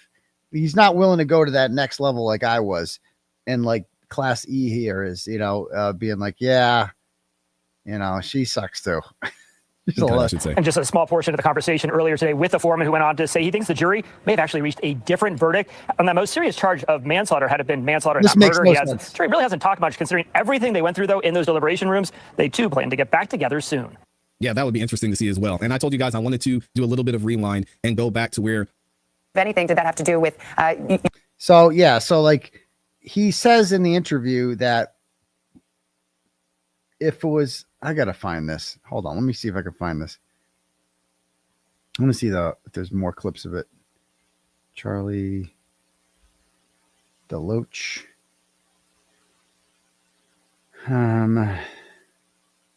After years of speculation. Parker report. And on Karen Reed's demeanor in court, DeLoach says it took him weeks to... I want to find it. The Karen Reed trial jury foreman has now revealed his identity, and he wants investigators. Closed doors. NBC 10's Eli Rosenberg joining us live from the newsroom. Eli, a lot of new information came out of this conversation. Yeah, it was very informative, JC and Glenn, talking with this jury foreman, including just how intense those deliberations were, what the jury... Looking for that aha moment, and there was none to make her guilty at all. It was just always like, oh, that witness sucked. He was juror number one, Charlie DeLoach, no jury aha foreman in moment. Karen Reed's second murder trial, giving us our most in-depth... And he's right about that. There was never an aha moment, ever. Like, what was their biggest aha moment? What are the antis? Oh, she reversed at 24 miles an hour. Oh, okay. Where's the evidence that he was hit by a car? What is the evidence? Oh, she said I hit him. That's not really strong. What was the aha moment? Be like, you got any video of it? Or like anything? Like there was no aha moment. There was many aha moments for the defense. Arca. How about Dr. 𝗵𝗂𝗧𝗧 repeatedly saying he wasn't hit by a car? Those were some aha moments. Look at inside deliberations in a case that continues to attract worldwide attention. I was open-minded. I was willing to listen to both sides. If she hit him, or if there is corruption, and then corruption outweighed her hitting him with the car. What say you? Is the defendant at the bar guilty or not guilty? Not guilty. Reed was found not guilty on 2 of 3 charges, including the most serious second-degree murder and the death of her boyfriend, Boston police officer John O'Keefe. O'Keefe's body was found outside a Canton home in late January 20. That's a lie. And it went to the very end. The witness after witness, and the only credible person to say together soon. I thought they had it. Anyway, he basically says on there that if there was a standalone charge, that maybe it would have been different if there was a standalone charge of manslaughter, that they might have convicted. But that makes I'd like to hear more about his thought process on that, because I'm quite certain that makes no sense. Like, because they did have that option. Manslaughter was on the table. So is he saying but it was the secondary charge. It was like the lesser charge that they could convict her of. So is he saying that if manslaughter was the primary charge, that they would have been more likely to convict? Because that doesn't make sense, because John O'Keefe wasn't hit by a car. So I would like to hear more from him. And that's how you could tell this interviewer, Fisher College, whatever that is, obviously wasn't very good, because I would have followed up like, what do you mean? Can you explain that to me? So I have more questions about that. Okay, cool. I'll be right back. Quickly, be right back. Hold on. Don't go anywhere. Find something for you guys to watch. Just got to pick a random one. Janetti. Actually, watch this.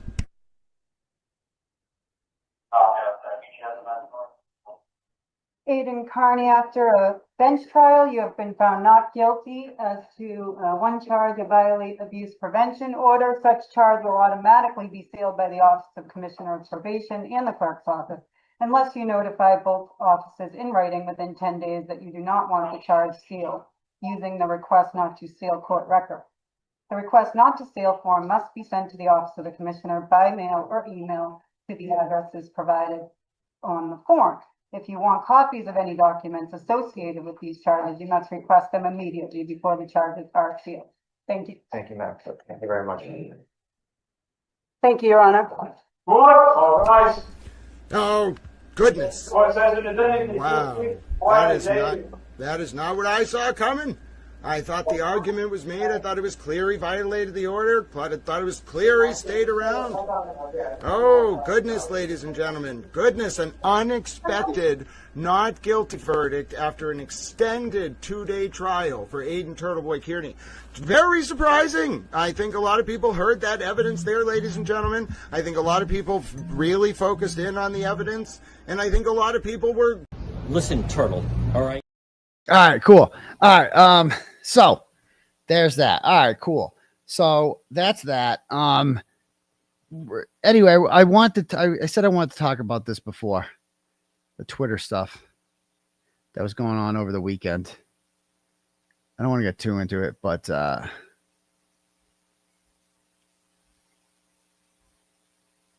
see what we have here.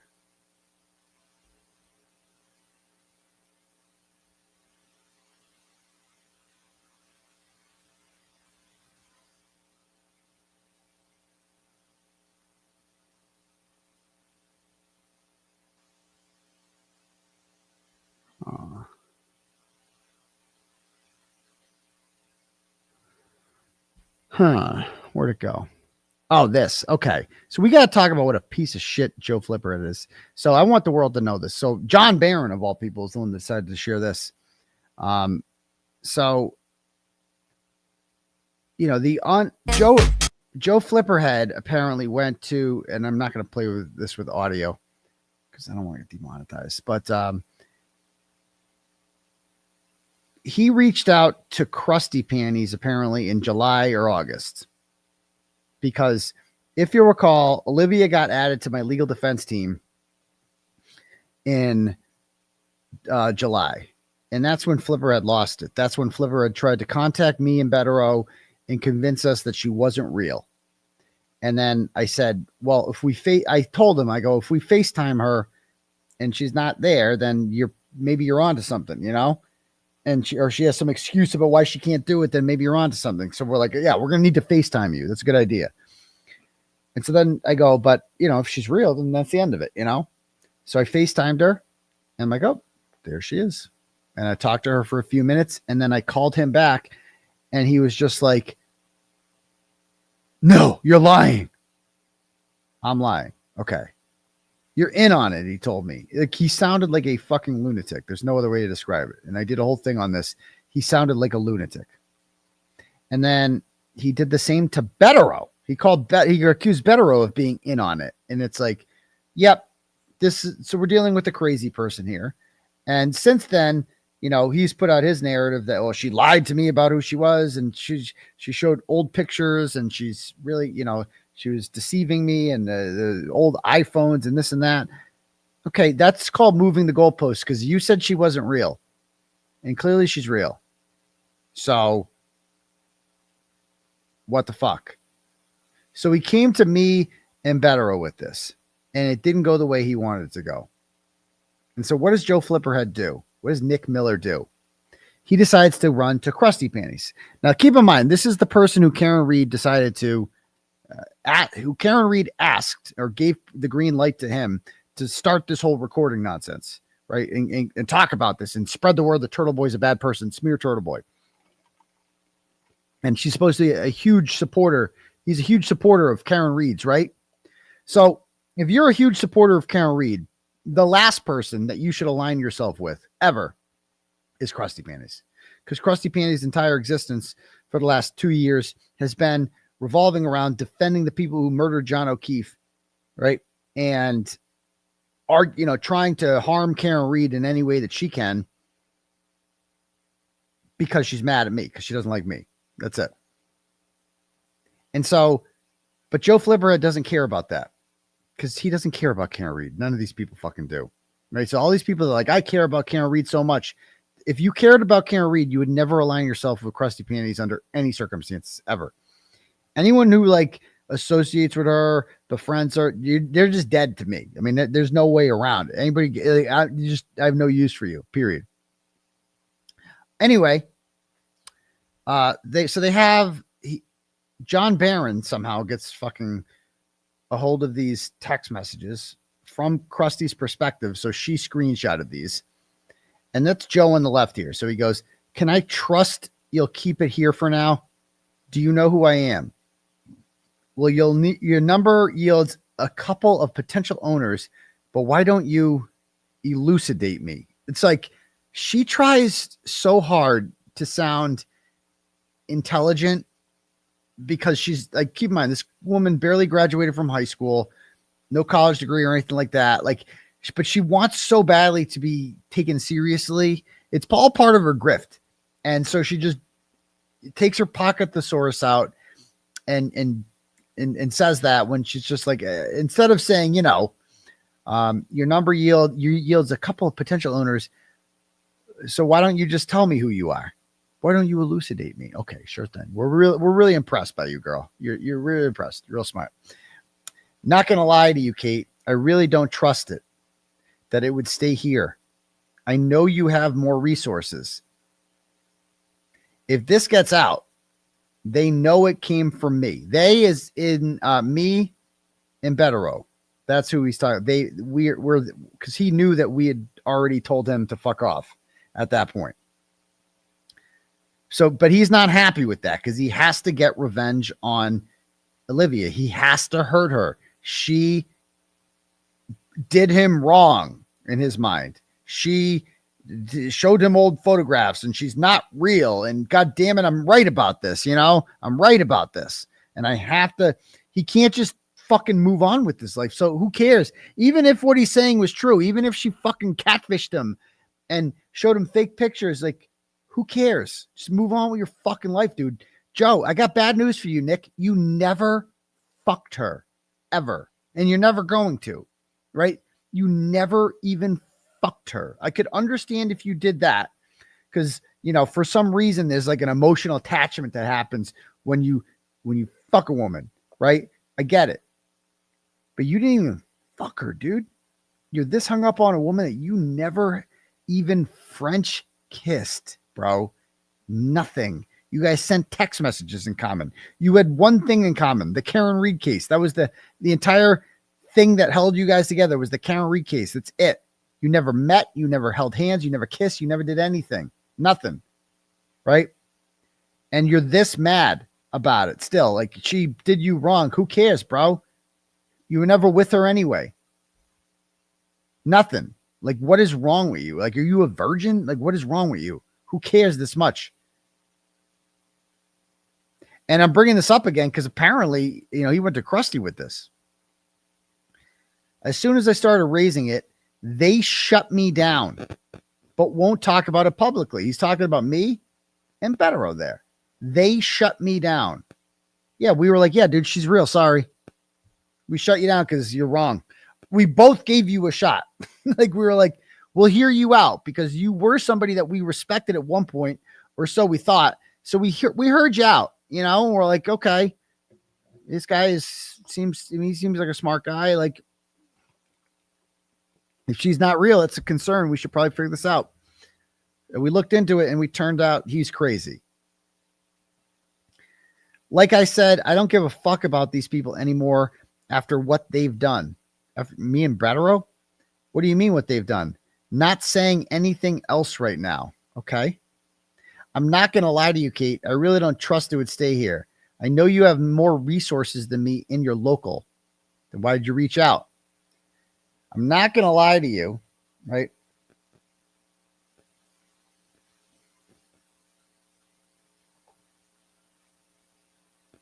Oh, I didn't know that. So apparently these texts are after he first called Krusty Panties. She answered and he hung up. When Krusty says Casey, that's the person whose phone number Nick comes up under. Okay, interesting. So anyway, then she goes, why did you reach out? Also, not going to lie to you and say I'm a big fan of you, but I've seen how the other side, aka the Free Karen Read side, operates, and I think you should have a chance to look into it. So he wants her to look into something. He is asking Krusty Panties to smear Olivia Lamb. That's what he's doing. A woman who has, what has Olivia Lamb done wrong for Karen Read? Nothing. Joe Flipperhead feels wronged by her for whatever reason, but that's his personal thing. And so, but what has she done for the movement? A lot. She's been a very valuable resource. Karen used to love Olivia Lamb's tweets and read all of them. She thought Olivia Lamb was great, right? She was a big fan of her tweets and her research and her stuff about the Shannon Burgess stuff, right? She did all that. She was really good. She was really smart. And so he's just like, you know what? I want to use Krusty Panties to hurt her. Okay. And he goes, you can look into it, he says. Only 2 types of people bother to get my number or reach out. I wouldn't waste my time texting you if I wasn't serious. Or you would if you'd like to fuck with me and report back to your leader. So let's start with your first name, please. I don't have a leader. Great, that's good to hear.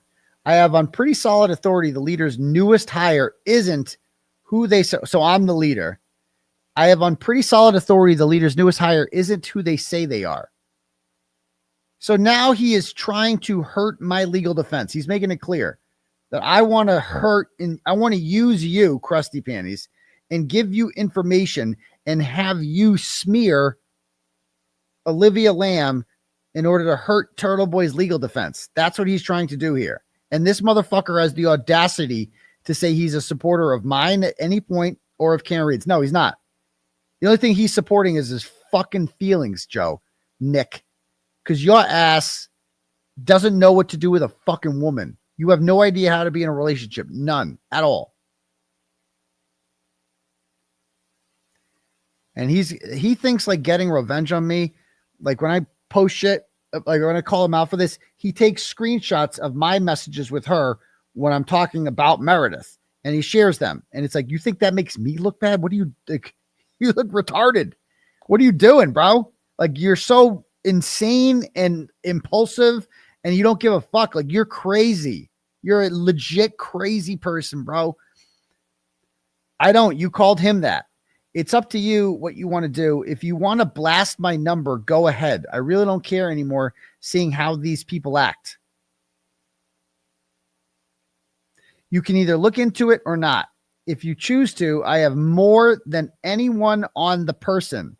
I'm not going to share it all right now. What is your situation with Olivia Lamb? Are you trying to say she stole someone's identity? I'm saying it would be some story if they hired someone that was pretending to be someone else. If you want to look into it, let me know what you find on that name. I can't tell you all I know right now. I'm sorry. Okay. I just don't know how this shit goes and if. So I want you to look into this. I want you to go on your Masshole Mafia page and shit on Olivia Lamb, shit on a woman that I was in love with, but was dishonest with me, was mean to, was lying to me, using old pictures and blah, blah, blah. Okay. Correct. In the past week, Olivia Lamb has deleted Instagram and Facebook. No, how's she going to accept your friend request then, Joe?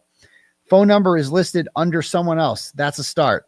If this gets out, that they know it came from me. As soon as I started raising it, they shut me down, but won't talk about it publicly. All right. I wonder why. I don't give a fuck about these people anymore after what they've done. What did I do besides hear him out? Listen, exactly. Like, how old is this kid? This is a grown-up doing this? Like, bro, what's wrong with you? What do you mean what they've done? Not saying anything else right now. Okay. And then this picture, like, dude, can we just talk about this picture for a minute? I'm going to screenshot this. This is fucking weird. I don't know what is going on with that picture. Let me stop this. Watch this. We just got to talk about this picture. This fucking picture. I don't know what's happening here.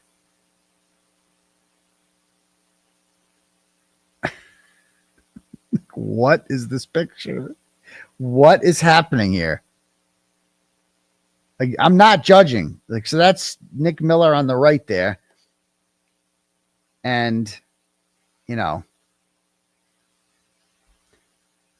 we all have friends.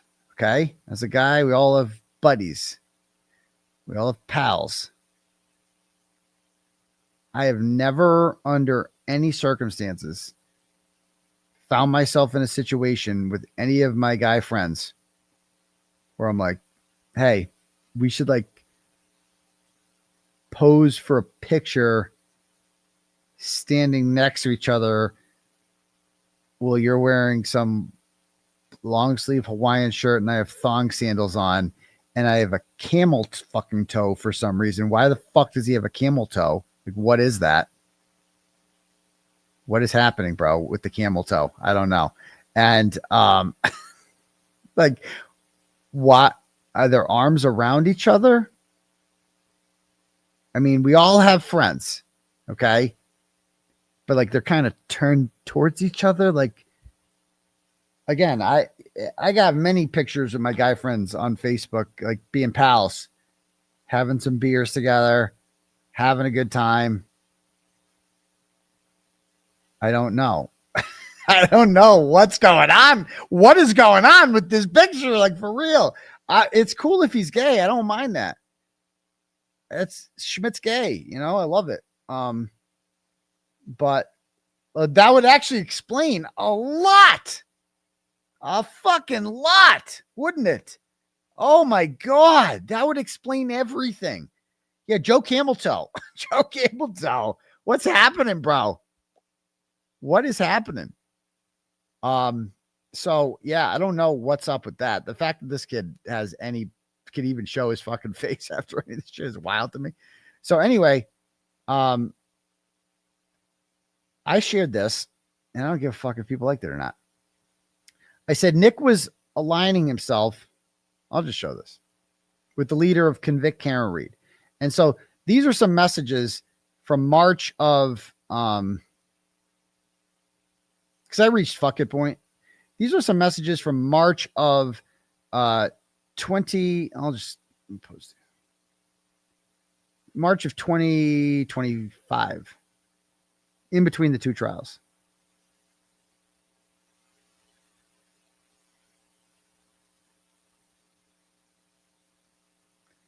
It's a group chat with Karen and Nick Rocco. Okay.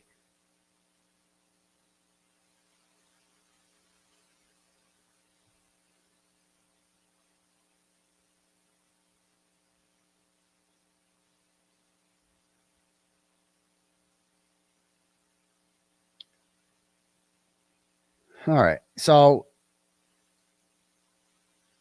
Karen sees that Joe has posted this picture on Twitter, okay, or on Facebook that says Free Karen Reed, and it's picture of the taillight in various places and showing that, like, you know, it's broken. It doesn't match this. You know, we've all, Sean in the Gulf dedicated his entire life to this, right? Over, like, you know, the taillight thing. Like, we've all, this is the biggest trial in the world. Everybody talks about every aspect of this trial ever. Okay. But yet, for some reason, Karen goes in the group chat and goes, "Stop posting these," Karen says. Why? what's wrong with that post. And so she explains, okay, her thought process. Then she goes, you are literally giving Hank Brennan our playbook and hurting our defense. Can we please pull this down from Twitter and Facebook? So I get it, you know, because she did the same with me when I posted about Shannon Burgess and the college stuff. And I got an angry phone call from her that morning saying, why are you posting this? Hank's going to see that and he's going to see our playbook. Okay, sorry. I didn't mean to like give away and I said, sorry, like a good dog, you know, my bad. And she's like, I'm not going to tell you any more information. So it's like, again, using the access to her is the currency. You know, if you want to keep talking to me, you're going to do as I say. You're going to be a good dog. Right. And so I'm like, okay.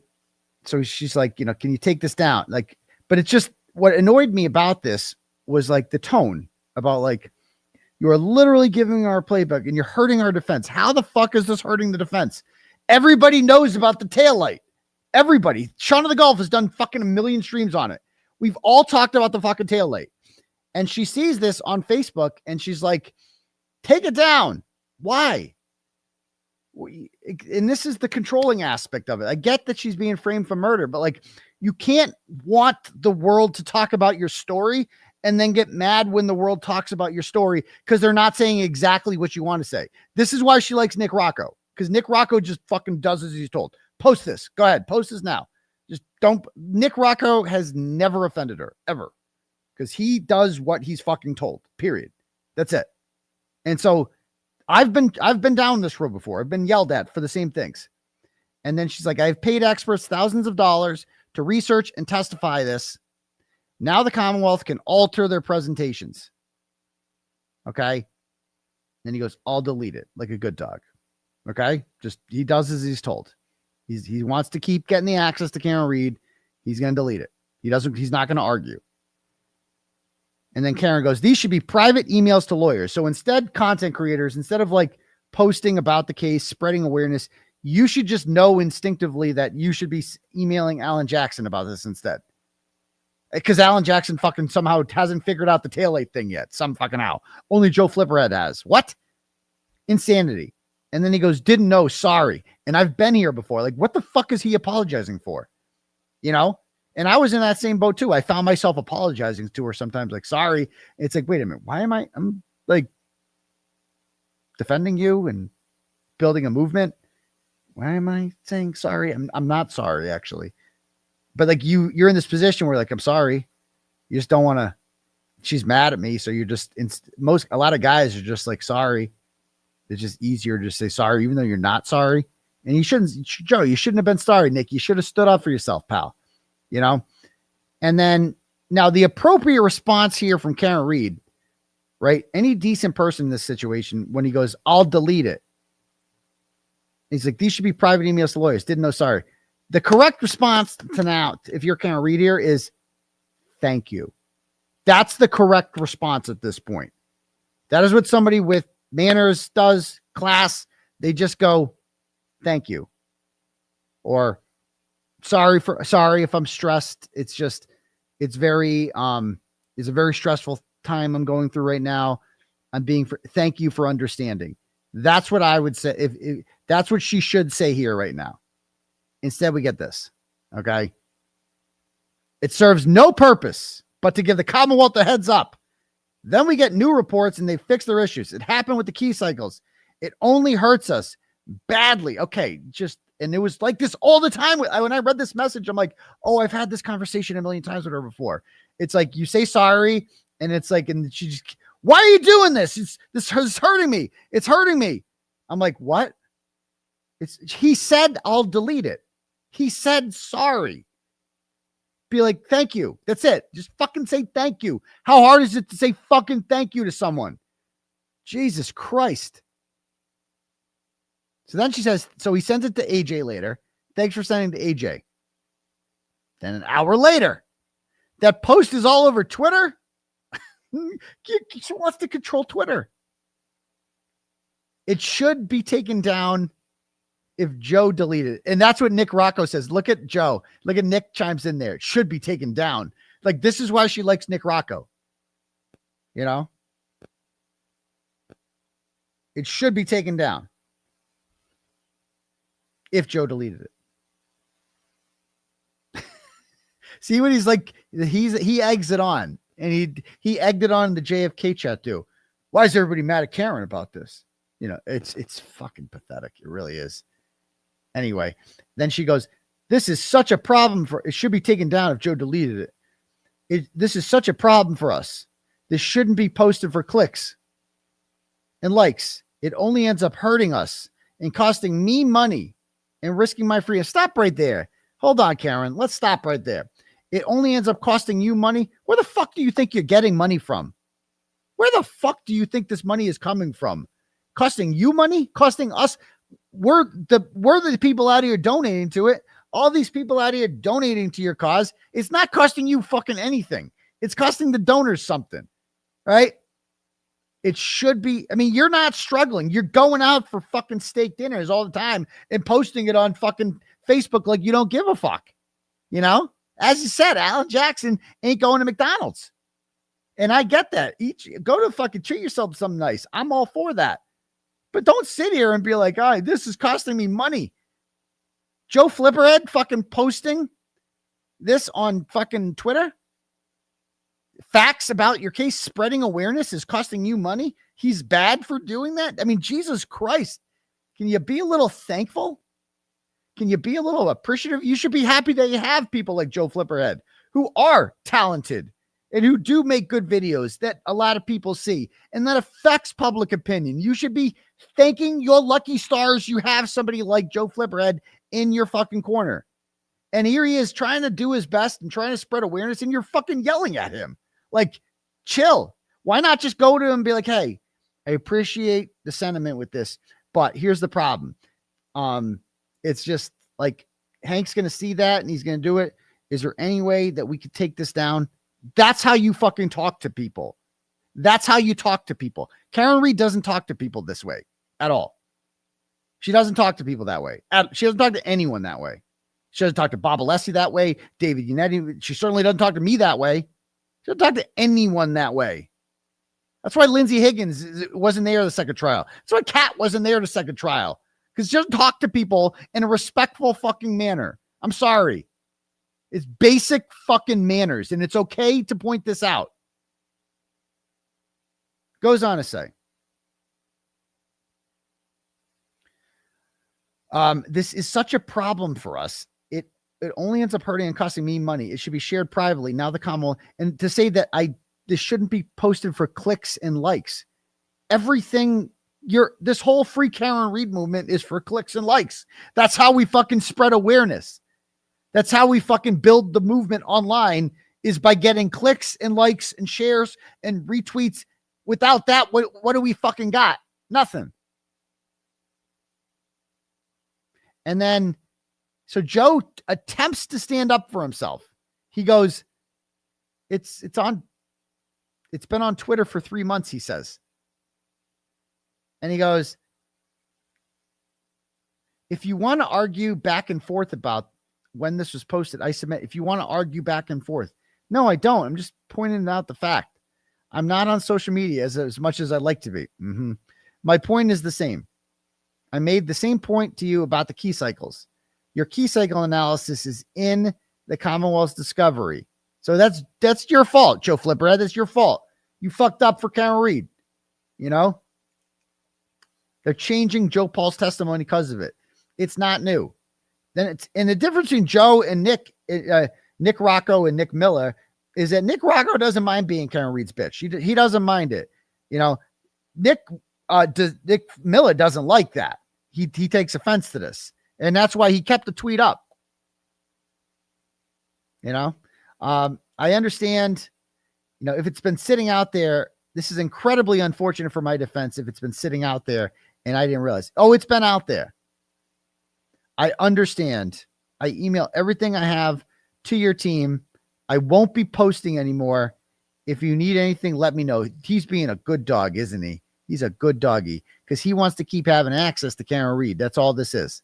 This is what people will do to keep access to her. And that's why you see JFK and them sucking her dick so hard, because that's what people will do. They get a taste of the access to Karen Reed. Do you think I talked to Karen Reed? Like, it's the fucking coolest thing that ever fucking happened to them. Like, she's a fucking celebrity. It's fucking bizarre, bro. It's bizarre. And so I pointed this out. And he responds and he starts sharing like screenshots. Oh, Meredith is doing this. Meredith. Oh, okay. What do I care about any of that shit? What does that have to do with anything?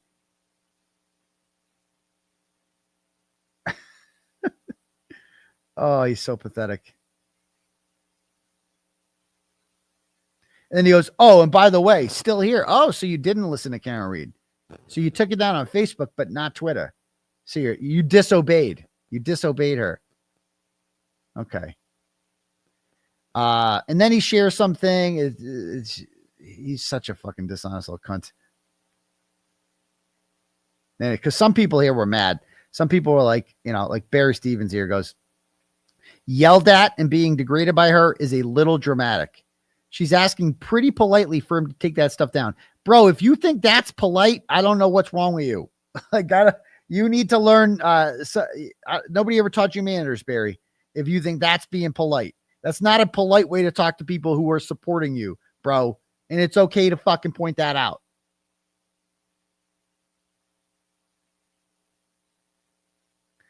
And he goes, we may disagree with her, but let's not misrepresent her tone. Yeah. And you've also never talked to her. So again, I know what the tone sounds like on the phone.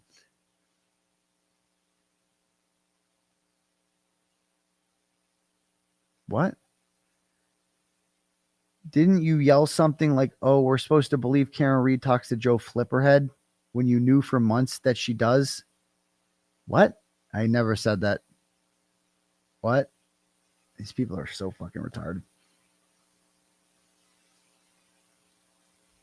Anyway, so that's that. Yeah, somebody's like, I missed the yelled at by KR in that conversation. She asked politely for it to be removed. Yeah, real polite. Right. Okay. Anyway, that's all I got to say about that. All right, cool. Let me read some turtle chats here before we end the night. I don't know if you guys agree with that. Whatever. It is what it is. Okay.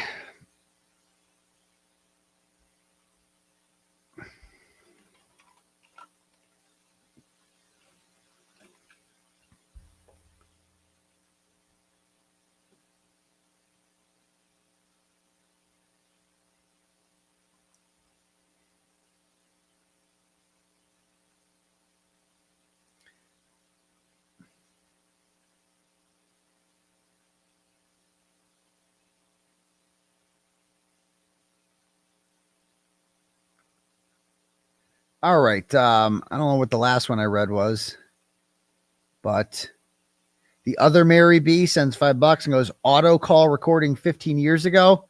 Lies. They love trying to get people locked up. So gangster, right? They're a bunch of weird, clingy feds. Okay. Thank you. Tammy sends $10 and goes, said it weeks ago. You were going to let loose on your feelings. About time. Fuck it. Yeah. I mean, I have nothing to lose at this point. It's just like, I just am sick of it. I'm just sick of it. I don't want to make up. I don't want to reconcile.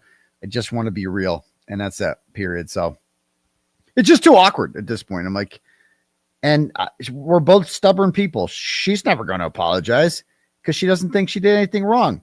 So where do we even start? Like there's nowhere to start. Bizarre Bitch Crown sends $10 and goes, I can't help notice the numbers of the watchers in the poll while that Valerie thing was going on and then continue to grow. People are coming on to watch and to vote on the poll and your percentage goes up. People who hate you are watching you and then send out the troops to come vote. It means you are killing it. Love ya, Daddy, Dr. Turtleboy. Well, thank you very much. Next. Patricia from Canada sends $5 and says card. Thank you, Patricia. Barry sends $50 and goes, my grandma was the smartest girl from Fall River.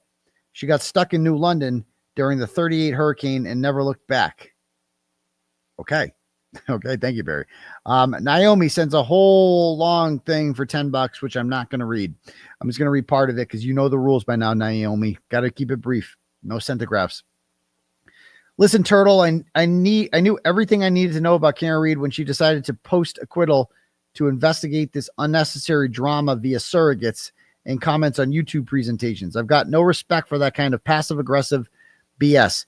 My goodness, at first I thought it had to be a lie because I had enough respect for her to think she was a responsible grown-ass woman who would at least have the decency to speak directly to the movement, the crowd about her grievances. Exactly. Like, that's why a lot of people didn't believe it was her at first. They're like, she would never do that, right? Like, that's trashy. Like, people agreed that's trashy if she did that. It's like, nope, that's her. I'm disappointed in her, but my belief in her innocence has nothing to do with that, her character or integrity. I'm tired of her. She's just a distraction at this point because of Norfolk County still corrupt. Exactly. Free Turtleboy, free Norfolk County.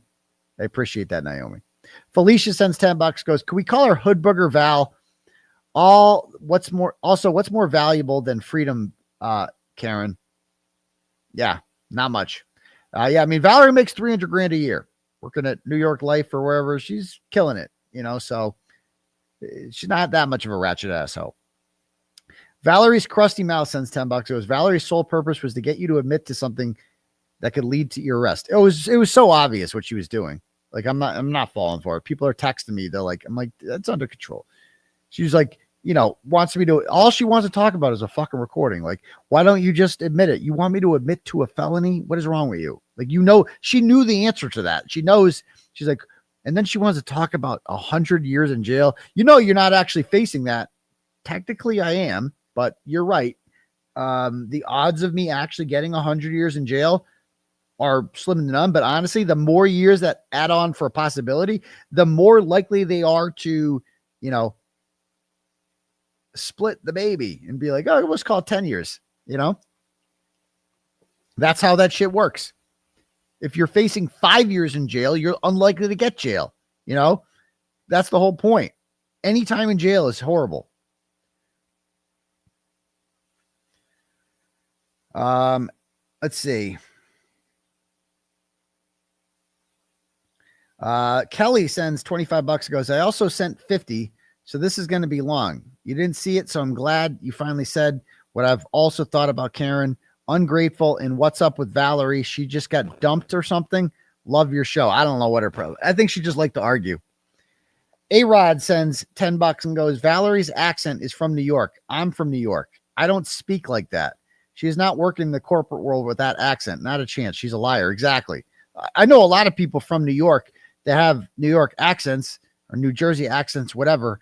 But like, that was like with a ghetto twang to it.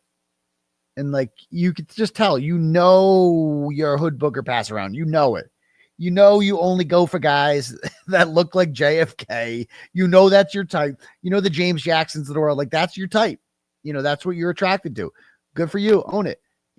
But that's what you are. You are a fucking extra in a 90s, hip hop video. That's what you look like, period. But go ahead with your bad self there. Kelsey sends $10, goes, more coverage of the lore and true crime crazy, please. We need a breakdown of the Colorado queen bee to her worker bees. Yes. I need to get into that more. Erica sends $10, goes, Aidan, there's a reason that we saw no former boyfriend speaking to Karen Reed's character throughout her ordeal, or no longtime friends or family standing behind up for her. Well, that's not true. John Silvero is a good friend. And Kat was a very long-time friend who just, that's another story. But Karen Reed is a loner. Her best friends are her parents and her brother. But, it's good to be close to your family. There's a reason that she was in her 40s, never married, and no children. I don't hold that against her either. All of her interviews about herself spoke so loudly about the kind of person that she is. She is selfish and ungrateful, and not just over the last 3 years, but all 45 years of her life. But I've said it before and I'll say it again. I shouldn't know anything about Karen Reed. None of this. She very well might be all of these things, but I shouldn't know. We shouldn't even be dissecting who she is because she never should have been in this situation to begin with, period. That's it. Next, Patricia sends $5, goes, Dear Mom, I'm not the Patricia that called Karen Reed a cunt. Thanks, Patricia. Sarah sends $10. Goes, dear Dr. Extra emoji. Nice. JFK gave Val a little attention, and now she's desperate to prove her loyalty in hopes of reward. The reality is that the whole circle survives by using each other for their fleeting 15 minutes of time. Card. 15 minutes of fame. Card. Thank you. Big Dick Daddy from Cincinnati. Oh, we're going there next weekend. I'm not, but Patriots are. What happened between Karen, Yannetti, and 𝗃𝗃𝗃? I'm not getting into that. I'll save that for the book. But anyway, I mean, she's the one that told me about it. I was there. I got there like right afterwards, but that's a different story. Melly sends $5 and goes, happy almost Monday. Well, thank you, Melly. It is Monday now.